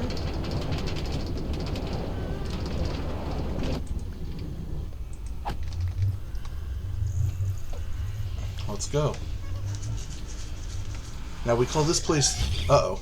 Oh. We call this place the Quarry and the Crossroads for a few reasons. Uh-oh. You okay? Yep. It's the Crossroads because it's directly between a village there and a village there. It's the Quarry because just up this hill, this is where we locally source our dirt, and underneath this layer I can see if I can find the entrance really quick. It's marked on one of our compasses, but underneath the top layer of dirt here we also locally source all of our stone underground. That's where I was getting all the stone to build that Nether highway. There is one more point of interest here I'd like to show off, and that's up here at the top of the hill. In the middle of this village, this is Wesley and this is Bennett. These are meant to represent 2 students that I have from last summer who wanted to make an appearance in my Minecraft realm, and they are the eternal standing guards of Echo Point 1. Reed, what is Echo Point 1? 1 is the first location where we discovered our first ancient city. Indeed. Let's take a quick trip downstairs. And also, I think you have a video as well of our first exploration of this very ancient city. I do. I do have, if you are interested in seeing our trip into the ancient city, there is a video on this channel for that. Now, down this staircase is, of course, the city itself. But in here, we no longer actually need to worry about anything here. I forgot how deep it is. Here we go.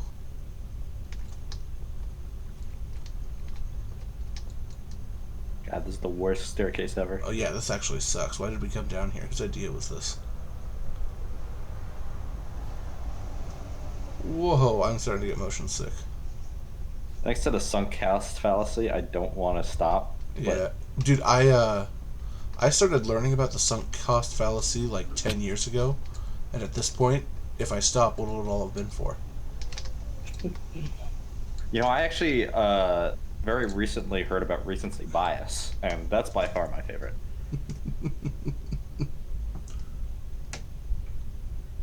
But look at all this skulk. I mean, this place is skulked to all hell.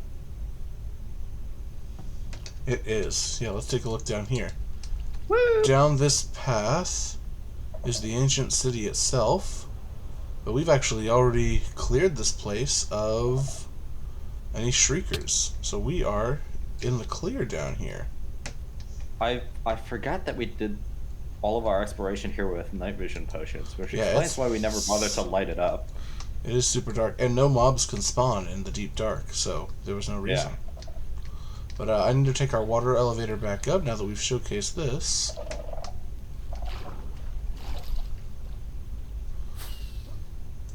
Yeah, it is still very creepy coming down here and just seeing just a massive, endless skulk everywhere on every surface. For real. Oh, the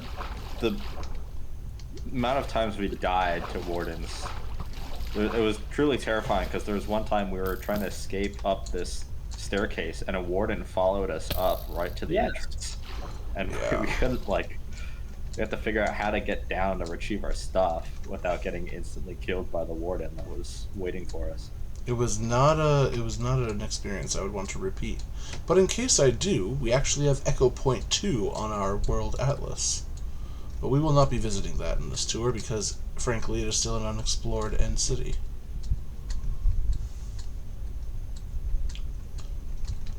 With that, we have our first of 5 nether stops checked off the list. Now, gentlemen, if you would like, so that we can have another angle coming in, and since this is our shortest route, would you guys like to fly back home? Yeah, because this is the viewpoint from the air of the approach to the base that I want to show people. I think our base is particularly impressive when viewed, making the aerial approach from here, this location, Echo Point 1 and the quarry, back home. Extra rockets if anyone needs. I've stocked up, but how are your guys' durabilities? Nearly full. Yeah, I'm still very good. Good, good. I'm dizzy. Me too. Alright, folks at home. Alright, folks, let's head home. There you can see the portal we came out of, a restored nether ruin portal. I think Jacob's still underground. Oh. I just got out. Alright, head past the portal. I'll wait for you in the air. There you are. Alright, let's go. Yeah, just follow it. For you. Just following the green between these two mountains, you will see past this lake. Also, this There is is the the exit of the cave. trial chamber as well. That's There how we is- mark that. Oh yeah, there is our home. The Shulker in all its glory, the terrace farm, I mean, look at that. Jericho. Is that not impressive or mine. what? I mean, we really made our mark here. I just sprawled all over the mountain. And you know what? Let's head in through the launch tubes and take this portal in.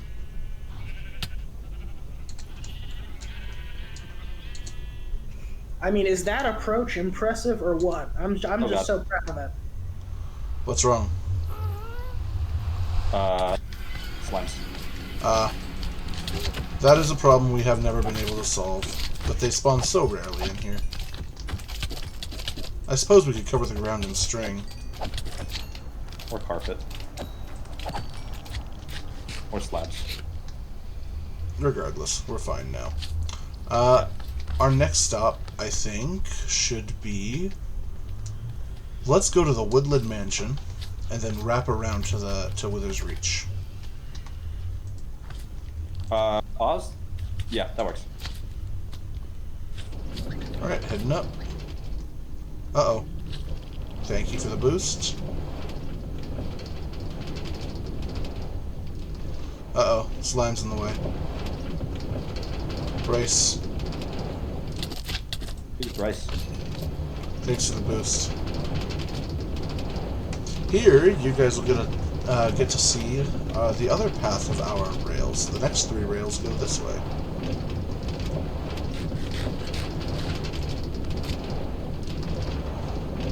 Now, here we're going to continue on straight.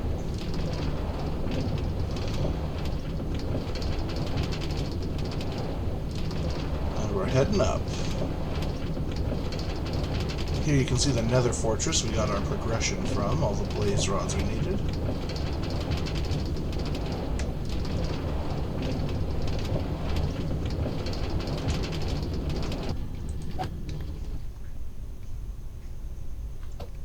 And down there you'll see the final tube we'll go through, the final rail system. It's a little more built up. So this will be a quick trip, especially because we're not staying. But this is the...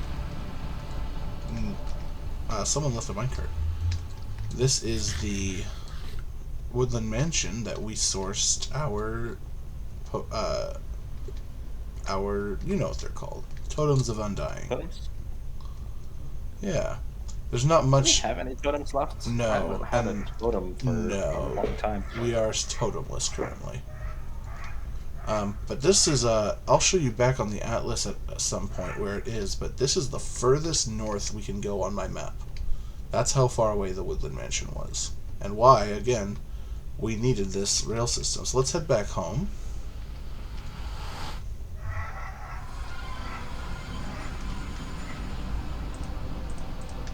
And, yeah, let's head in.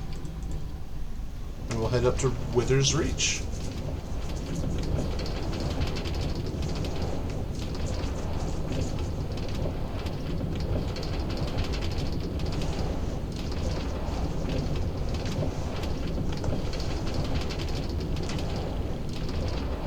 Actually, if we want to dismount here, we can walk the rest of the way.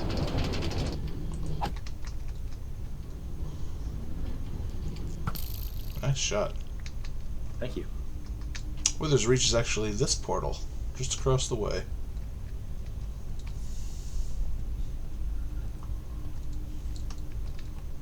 Now, why do we call it Wither's Reach, you might ask? Well, this is the spot. Uh-oh, we need to get to sleep in Wither's Reach.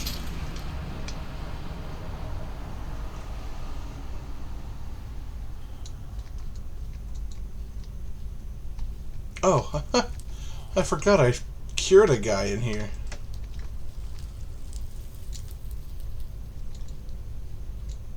You know what? I'm going to head to our bunker.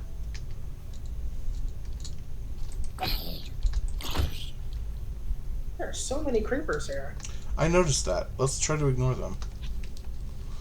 This bunker I'm heading into is actually where we were forced to hide on our first failed attempt to fight the Wither. See, this is this was our ground forward zero. operating base, if you will. This was ground zero for the Wither Scourge that we would have to deal with. We spawned it in this city, and it absolutely decimated the population of villagers here.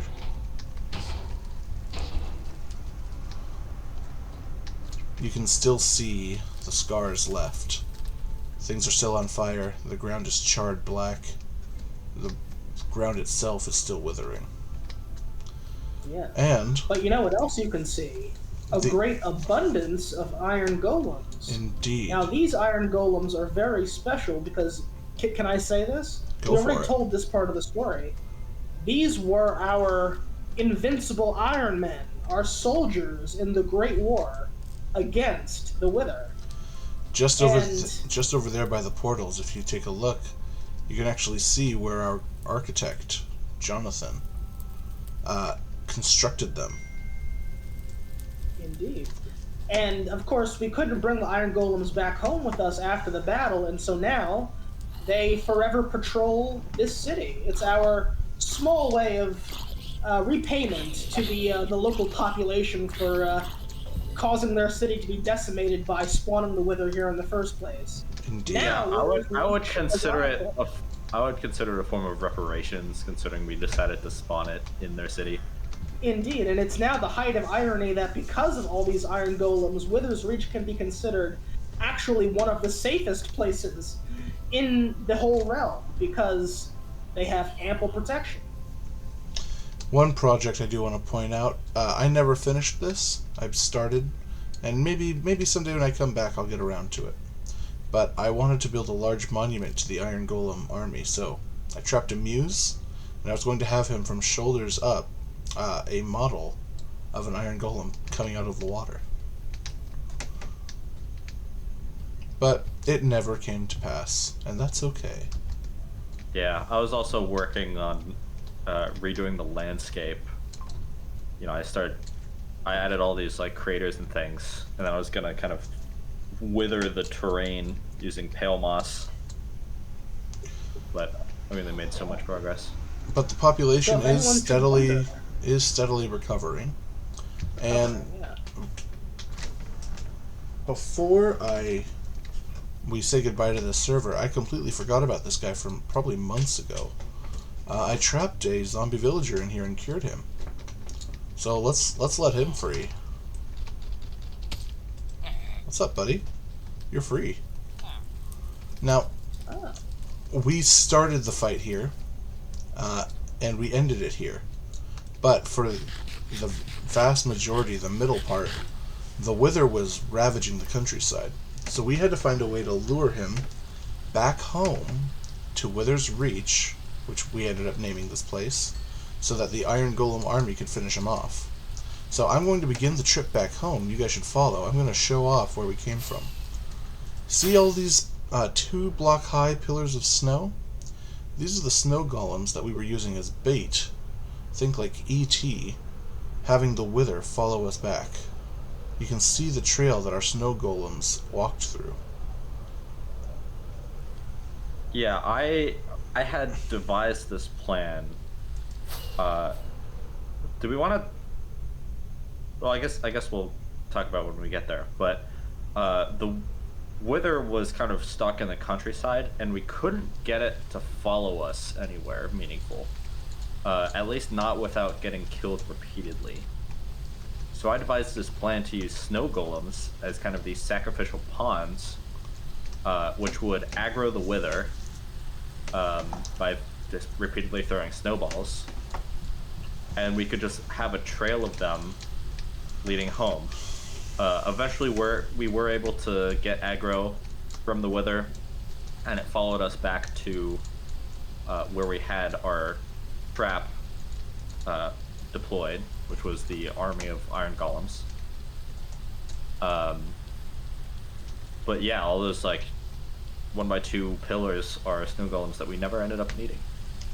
I'd also like to put a closed book on the story. Say that as we went in, Reed, you drew the initial fire as the archer of the group.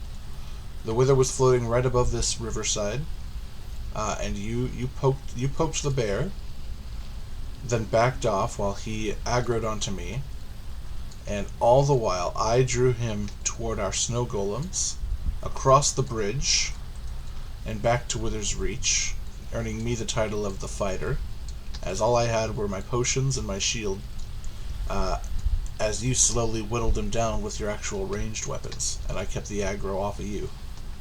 Well, you also dealt the killing blow. I did.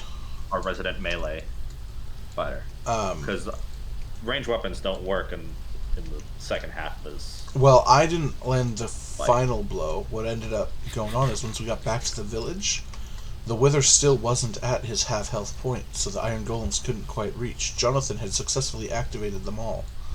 But I had to... Oh, I remember that. Yeah. I had to bait him down into a house close enough so that I could hit him just enough for him to enter phase 2, where he lowers to the ground. And then, I think I seriously lived on half a heart, eating a golden apple to not wither to death.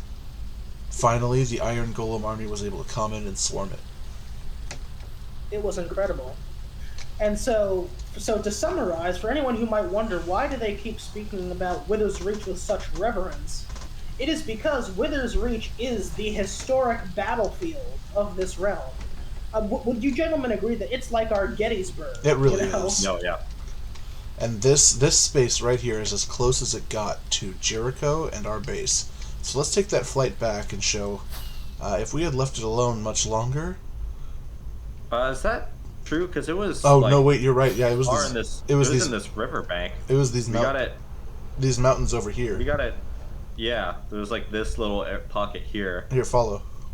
where we were trying to trap it. Oh. Yeah, right here. You can actually, I can see the craters from here as well. But are you guys following? Who's green dot? That's me. I'm coming. We're gonna head over this mountainside here. Because we also got him into Leviathan's Maw, didn't we? Oh, let's look at Leviathan's Maw real quick.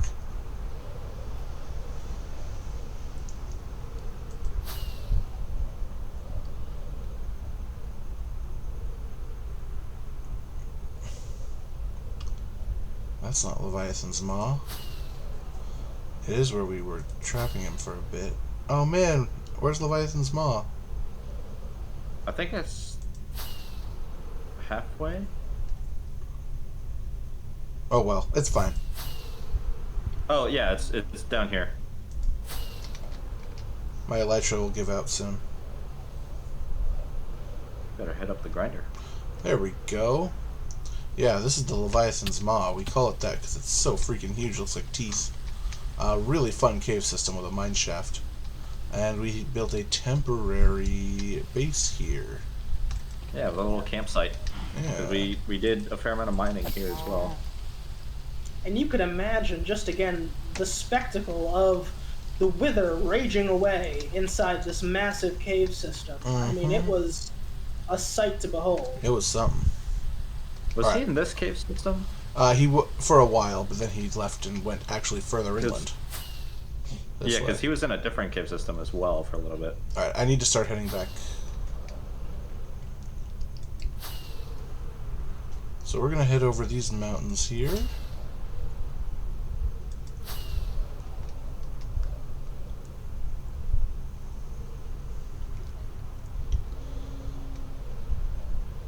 Ah, this is the final set of mountains. And Gonna need here, more rockets after this. I'm and gonna fire a here- rocket. we're back Oh, at yeah, Jericho. I'm going to make a slight detour over to the grinder.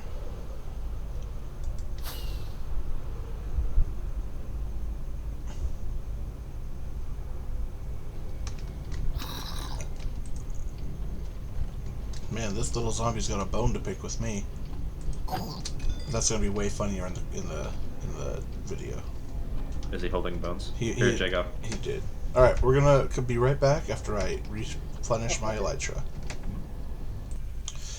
All right, we are back, and we are back in action. Real quick, I want to point out on the atlas here. Again, this is us at the Shulker. This symbol all the way up here at the north, that was the Woodland Mansion way up there.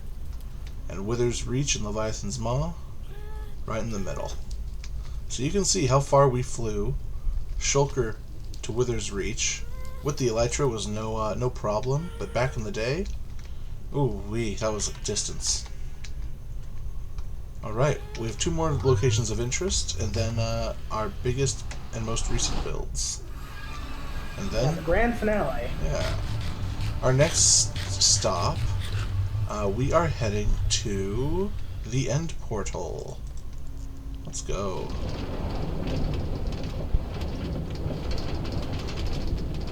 We're back on the rightmost, or the leftmost trail. And this is a bit of a longer rail. We had to Okay. tunnel through. Don't worry, they're fine. Wait, they actually hit you? That's Here's crazy. my card. Yeah. We actually had to tunnel through some of the netherrack for this one. But all was well. I don't know why that dirt's there. That wasn't me. It's perfect. Or the dirt. Wait, dirt bridge? Yeah, Or the random dirt there's wall? a dirt bridge. Oh. I don't know.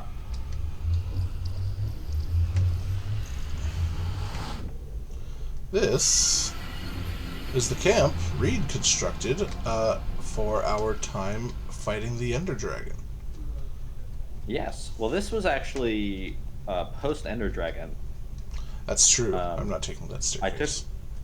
I took some time away from the shulker and wanted to build a little outpost for whenever we traveled back to the end to do some end raids and have a little bit of a hideout. So there's some farms, there's a place to sleep, the furnace. As you can see, Yeah, just very, very basic amenities. as you can see, Reed has really set up this staircase going downstairs. It's carved into the stone itself. It's Oh, I perfectly forgot I uniform. also created a drop straight to the bottom that puts you in water. Oh. Well, I would like to show off your biggest drop, if I may. I might have to have Jonathan do that actually. What? Now that I'm at the bottom. Have Jonathan do what? The big drop. Oh, here. Let me take your drop. I found it. Or no, you should do the drop actually. Well, I will, but I'll also look down here and see Jonathan. Okay. This is our end portal. Jonathan, would you drop into the end, please? You might want to set your spawn at the bed first. Oh yeah, set your spawn at the bed. He did not set his spawn at the bed. That's all right because I'm in the end. That's okay. Make sure you don't anger any Enderman down there, but I'm gonna make my way back up, and I'm gonna take that drop myself. This is taking too long. Actually, that works out because then we can just go directly to the desert instead of having to take the train back. That's true. Alright, I'm dropping into the end. And here we are. So fast that I can't even see you guys like I know, fall through the right? water. You're just gone. So There. this is this is the exact place where I died Yes, this is with the egg. a place of shame. We were beginning to After- enter. after- we tunneled priceless trophy. We We were. tunneled up, we bridged over to this guy. Please don't fall in the void by mistake while we're here. I think I was literally right here. I think I was actually trying to click on the trap door I think you did. You were too. and accidentally hit a wind charge and just went whoop right off the edge. With But the egg. that is. Unfortunately, you did not have an elytra then as you do now. No, I did not. But that is our access to the end. And we also very recently defeated the Ender Dragon for a second time. Yes, and now we have that other portal over there, which I didn't even know would happen, but that's a completely unexplored territory for the next time we open this realm. And now we're home. Which leaves us with only one more location for the Nether Highway. Gentlemen, are you ready to visit that long-awaited desert? Now, Absolutely. I need to show you guys again on this atlas. Here's us at the Shulker. Here's the desert in real map length. So we have quite a bit of... It seriously takes 2 in-game days to fly there with Elytra. And more than depletes a full Elytra charge. So this We'll rails... say, I think the fact that it's, like, proportional was kind of an accident. Oh, it really was. Those spaces were meant to just be, like, very far away outposts. They weren't supposed to be in line with the rest of the map, and it just happened to work out that way. Yeah. which I thought was very cool. So here we go to the desert. This is my crowning achievement in the Nether here. This was the most perilous part of the journey because it's going to take us through all 4 biomes in the Nether, all in one highway trip. And throughout that, we realized there's too many spawns happening on the tracks. We can't actually get across safely. So what we do? Well, once this track diverges, you'll see.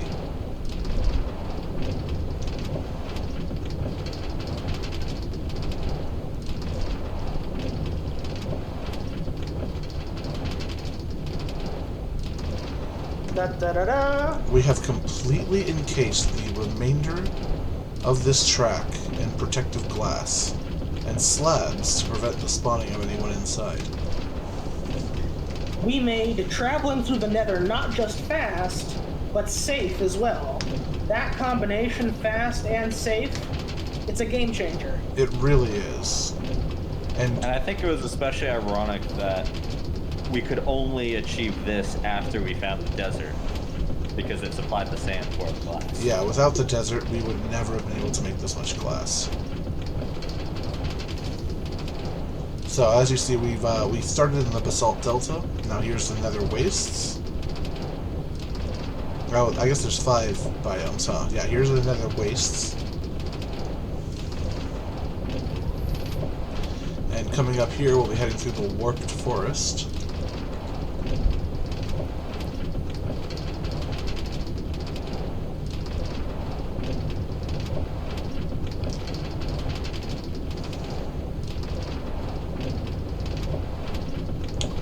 Then, just past the Warped Forest, we have the Crimson Forest with our fully rated Bastion.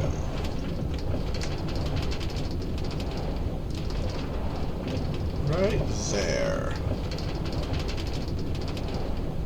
This big building, covered in blackstone. Reed and I set out on an adventure in the Nether to try to find a desert, and we actually bypassed making a portal at this bastion at first.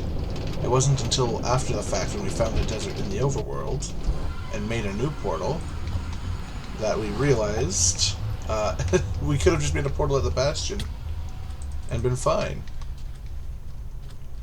But this is the desert. Here at the desert, you'll see Jonathan was hard at work. We've tamed the villagers here, whatnot. We use this place for sand, and there's some great mesa stuff. But what's really impressive here, Jonathan, would you like to show off your agricultural marvel? Yes, I'm very proud of this. This is by far my biggest project away from our base, from our main base of operations. This is my massive sugarcane plantation. As you might imagine, we find ourselves having quite a high demand for rockets to use with our elytras to get around. And of course, in order to get the rockets, you need 2 things. You need paper and you need gunpowder. Now, gunpowder we already had in quite good supply thanks to Matt's grinder, which supplies us with a steady supply of creepers, which yield up gunpowder to us. But that still leaves us with a need for paper, an immense need for paper. And there's only one way to get paper, and that's by crafting it with sugarcane. Now, as you saw, we do have some limited sugarcane facilities back at home, but that wasn't cutting it for our greatly increased need for a steady supply of sugarcane to make paper. And so, I came out here to the desert, and I spent hours building everything you see here. A fully irrigated sugarcane plantation.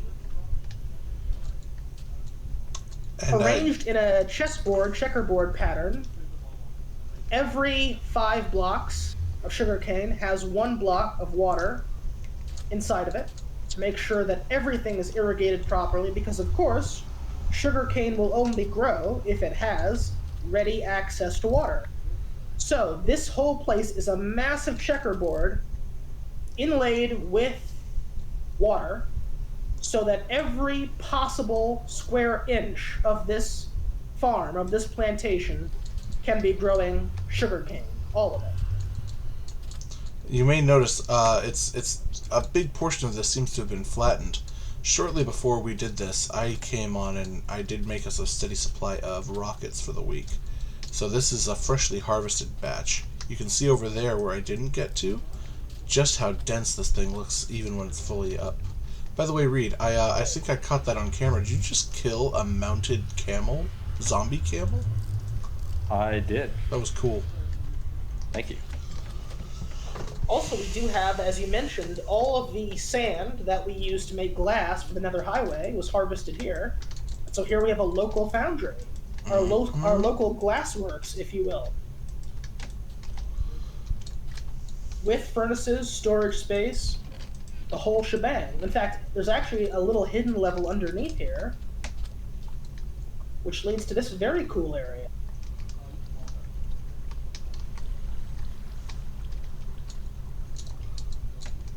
And that's our desert, folks. Now, there is one more thing of note in the desert, beyond the beautiful landscape that is surrounding it, and we can't quite go into right now because, frankly, we haven't touched it. It's a normal environment, but just normal, pretty stuff. You've got the mesa biome, you've got a coral reef nearby, but there is one thing that Reed added here, and you may have seen its counterpart at our base. It's kind of been the elephant in the room saying, address me, very loudly since this video began. Reed, would you like to direct us the correct way? Yeah, sure. So just as a quick aside, I think one of the things we wanted to do in coming to the desert was to bring back a camel. I don't know if we ever actually did that. We did not, because they don't fit in minecarts. Well, they don't fit in minecarts, but we had a plan, which was to put one in a boat and take our happy gas. As you can see, this portal is big enough for a happy gas to fit through. Yes. However, we realized taking one through the normal nether would be way too dangerous, and that it would probably end up getting killed. So I opted for some sky portals that would lead up to the nether roof and were big enough to fit a happy gas. So, without further delay, I would like to introduce the desert sky portal. I just want to point out how deep these had to go, that you built all of this.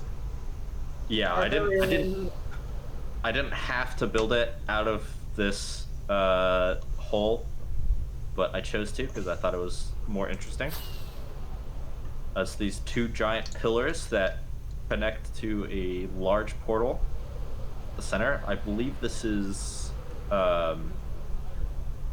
14 blocks high and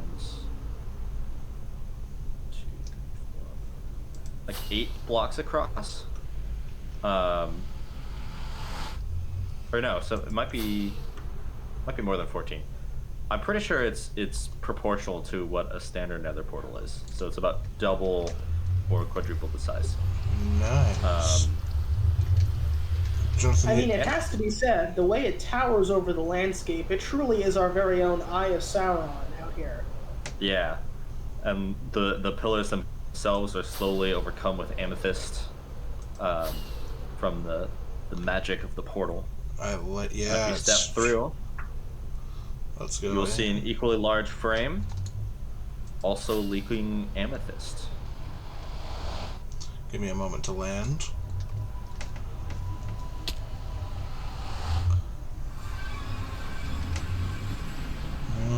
There it is. And here we are on the nether roof, where our happy guests could travel in safety. Now this place is obviously a barren wasteland, so we have a trail of torches leading between the two portals. There's a local pervert that's decided to stop by, but nothing else can actually spawn up here. Truly, that As long as the Enderman also didn't spawn up here. I've seen him go through our portal at home. Oh shit. Yeah, here's another one. As you can see, he is our home portal. We And step through. while we flew back to all of our places, or portaled back through the end, it is worth noting the exit here. This is where you will... Oh, good job, Reed. That guy will be mad Thank forever. This exit is actually where you will exit no matter what portal in the Nether you exit from. Yeah. Reed was it able... just happened to work out that way. That wasn't initially intentional, but I decided to make the best of it. So we actually have a little landing strip. If you fly right in here, you can see the arrow. And just like... should stop you. And just like the rest, this place is unbelievably interconnected. Wow, this guy teleported from the Nether to come attack me. That's funny. And just... And Uh-oh, also- Reed, I think we broke it. How did you break it? I don't know. Anyway, point is, gentlemen, this was, you'll see in the footage earlier, this was completely hidden before. There we... How did we do that? Oh well, that's fine. Again. And as we close the Nether Highway chapter of this retrospective, I just want to say, I mean, you referred to it, Matt, earlier as your crowning achievement, one of your greatest glories in this realm, and I have to agree. I mean, achieving, again, transit through the Nether that isn't just fast, but also safe and reliable. A fast, safe, and reliable transit through the Nether is something that we've always dreamed about, but I've never seen practically achieved in this game, because it's such an immense undertaking to actually realize that. And once again, seeing what you've been able to achieve with that transit system in the Nether, it is amazing to me. It's always been amazing to me. The time it must have taken to map out the routes, to build out the pathways, to lay the tracks, the perils you must have encountered in the course of doing so, it takes my breath away. So, when you refer to it as one of your crowning achievements, I think that may actually be something of an understatement. When you think about everything that was required to make that a reality, it's really, really incredible and an immense testament to your engineering ambition and what an excellent finished product you've produced. Really incredible stuff. You know, we have achieved some marvels in this realm. The Nether Highway is easily amongst the foremost of those achievements. Well, thank you for the kind words, and I there are some things that I think we all have our strengths in here. Navigationally, I've always found it pretty easy to find and, like you say, like map my way around the different environments here. But I mean, these builds that you guys do, I couldn't dream of doing. I think that's what made this server so great, is that we were all able to play to our strengths, and everyone was able to contribute an extremely meaningful amount with what they could do. I absolutely agree. It is absolutely one of the primary and principal reasons why we've been able to achieve everything that we have in this realm. As you said, we have given each other incredible latitude to play to our strengths, and the results of that have been incredible. Well, I think it's time we enter our final two areas. It's time to finally ride the Rainbow Road, and then see Reed's most fitting, most finality-filled chamber of the War Room. So earlier you heard me mention that we required a massive sugarcane plantation in order to make paper to keep us with a steady supply of rockets. Well, I'll just say this. Those rockets aren't just for flying around. I also had a secondary motivation for wanting a very steady supply of rockets. And the railway you're about to experience is the culmination of everything that I've built, all my biggest projects in the realm. The Rainbow Road, the castle, the bridge, the Rainbow Terminal, the tunnel into Castle Jericho. It's wonderfully exciting. So without further ado, let's send you on your way. One more. Oh, there we go. What? There you go. And I'll follow Here suit. we are. The Rainbow Road. Through the castle. Underneath. And now those lines from the very start of the video, we can finally take.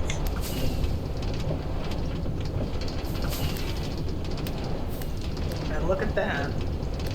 Rockets launching off from the side of the bridge. Now we're going through a tunnel right past the Sniffer Sanctuary, and we will actually be departing here. One last thing to show off.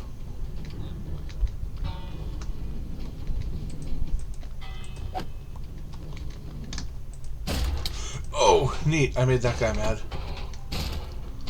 Oh well. Another will spawn, because I would just like to show off this.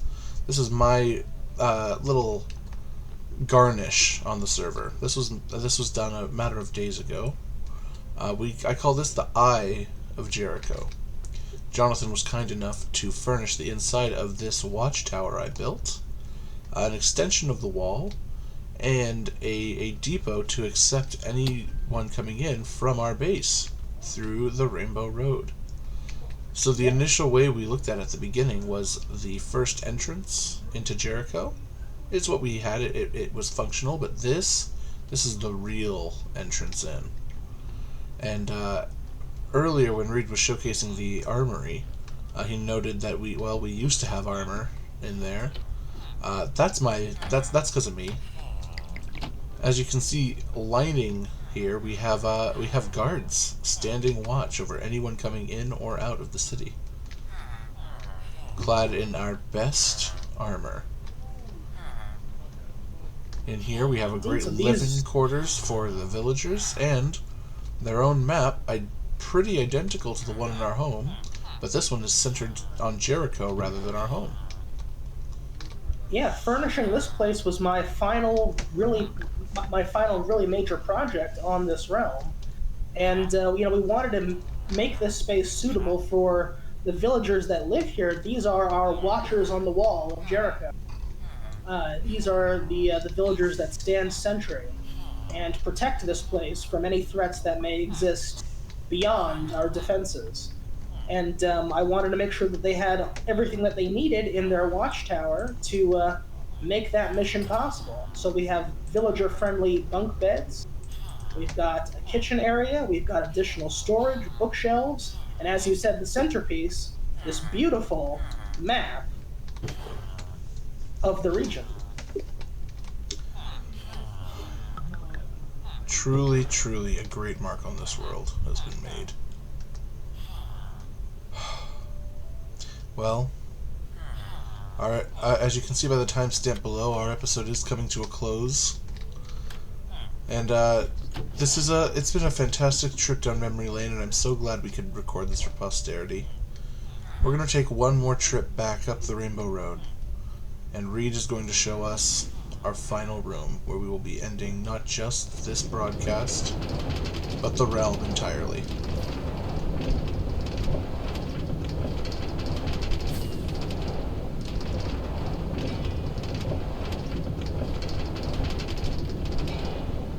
Really, unbelievable to think every single one of these blocks were placed by hand.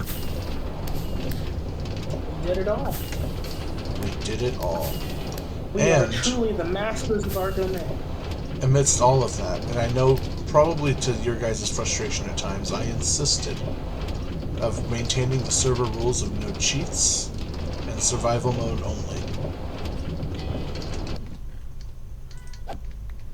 And I have to say, I would say that staying in survival the entire time, it's been a great source of inspiration to us. It's forced us to get creative and be resourceful. And I think that everything that we've built here is a testament to the fact that we did it all for real. This is all 100% earned. Every material that we used, we didn't just place every block by hand, we harvested them by hand. Yeah. It's insane. It forced us to get creative, and look at what we did. I'd say we got creative. I'll say. Alright, well, I will take over the final portion of this tour. By all means. If you guys would like to follow me. You've all seen this before. This was not a recent project, but it is still very important. It is a kind of memorial to all of our great adventures that we've had on this realm. So of course we have our Ender Dragon skin rug in front of a gorgeous fireplace. And then we can get into the museum proper. Here we have a diorama of the creation of the shulker. It was formed on top of this snowy mountain. That's our home. We have a collection of valuables and resources that we've gathered over the months. Over here we have a collection of trial chamber keys that, of course, were collected from the trial chamber we mentioned earlier on. We have another diorama of us conquering the Nether. You can see our cobblestone Nether cube depot. and the beginnings of the railway extending off into the distance. Over here we have the Ender Dragon's heart. It would have been an egg, but as we established, we do not have the egg. And we have a shulker shell from the End City. Over here we have an Elder Guardian's eye, as we did conquer several ocean monuments. We have a Warden Shrieker from the Ancient City. And we have 3 Wither Skulls that were used to create the beast that was defeated at Wither's Reach. And I invite us now to spend time in this lovely lounge as we share our final moments on the realm. And if anyone would like to say a few words, they may do so on the stage.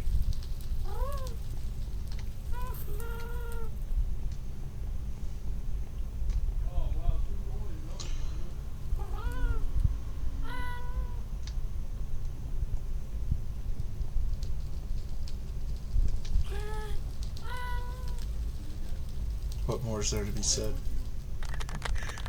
We've Well, I will. I'll just volunteer this, and I promise I'll keep my remarks brief. You know, I think it's incredibly fitting that we're doing this retrospective and this world tour at we're just shy of the 1-year anniversary of this realm being launched. I think we're only a few weeks shy of when this realm began. It's an incredibly poignant anniversary, and I think this has been a wonderful exercise to go back and reminisce, as you said, about this incredible journey that we've been on to get here, and everything that we've built, everything that we've seen, everything that we've done, everything that we've achieved in this realm. We have built wonders that we couldn't even have imagined when we started. We have achieved feats like the epic battle against the Wither that we couldn't even have dreamt of when we began. It has been one hell of a ride. I've enjoyed every minute of it. This realm has made me incredibly inspired in many ways. And I think as it was so beautifully put in your brother's note, it's opened my eyes to just what this game can be. And why we all 3 of us fell in love with this game over a decade ago. It's been a wonderful experience, and in many ways a great joy in otherwise troubled times. So I'm just incredibly grateful that we've had this and that we've been on this journey. I'm incredibly proud of everything that we've achieved here. It is an immense achievement. And I'm not just talking in terms of in a video game. I just mean to dedicate yourself to building something this beautiful over the time that we've built it. Anybody should be proud of that. And I just can't wait to see the next adventure that we go on. We're about to launch a season 2 of sorts with a fresh realm. I'm incredibly excited. You know, if we achieved all of this here and now, I can't wait to see what's next for us. And also, hopefully, an expanding cast of characters as well. So, yeah, I just want to say I'm incredibly thankful and I'm incredibly proud. And, yeah, bring on the next chapter. Woo!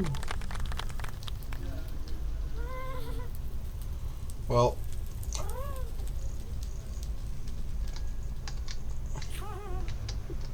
Sorry, I didn't mean to upstage you. you're good. I'm not one for public speaking. It's weird to consider this public speaking when it's an audience of 2. But I think just being on stage makes it feel more real, I guess. But I just want to say that this journey we've been on has been such fun.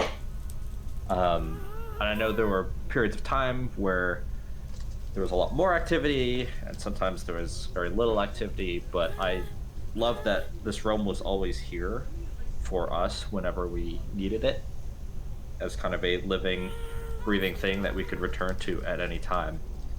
And I hope even more so that stays true for the next world. And I look forward to sharing it with you guys. Hear, hear. Hear, hear. Here, here.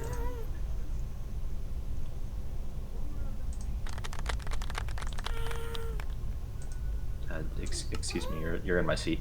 Thank you. I mean, really, what more is there to be said? You guys have made this more than just another 2-week Minecraft phase, clearly.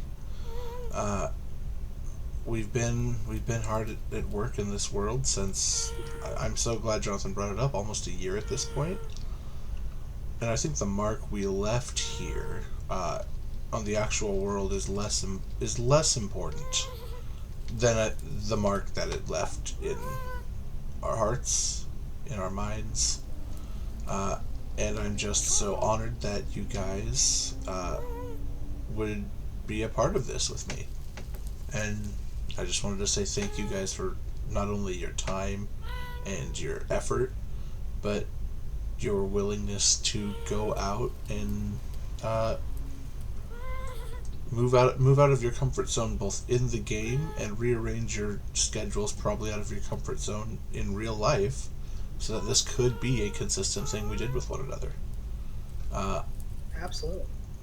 I am honored to call you guys my friends, and I am honored to call this place our place. I think we've earned it. Hear, hear. Before we go, I'd like to invite you guys to this one last overlook before we return to the lounge to sign out.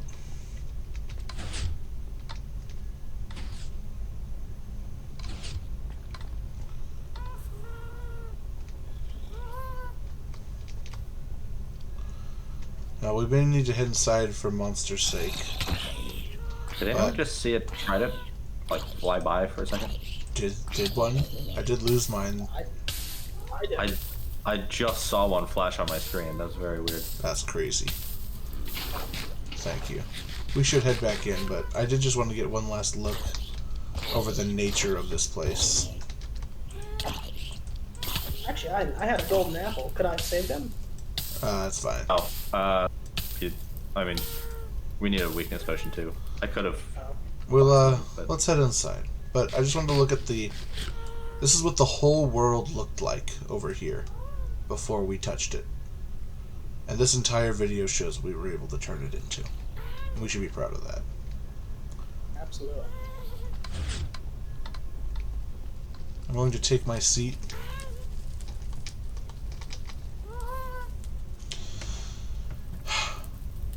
Well, Reed, Jonathan, ladies and gentlemen, I hope you've enjoyed what you've seen of our realm.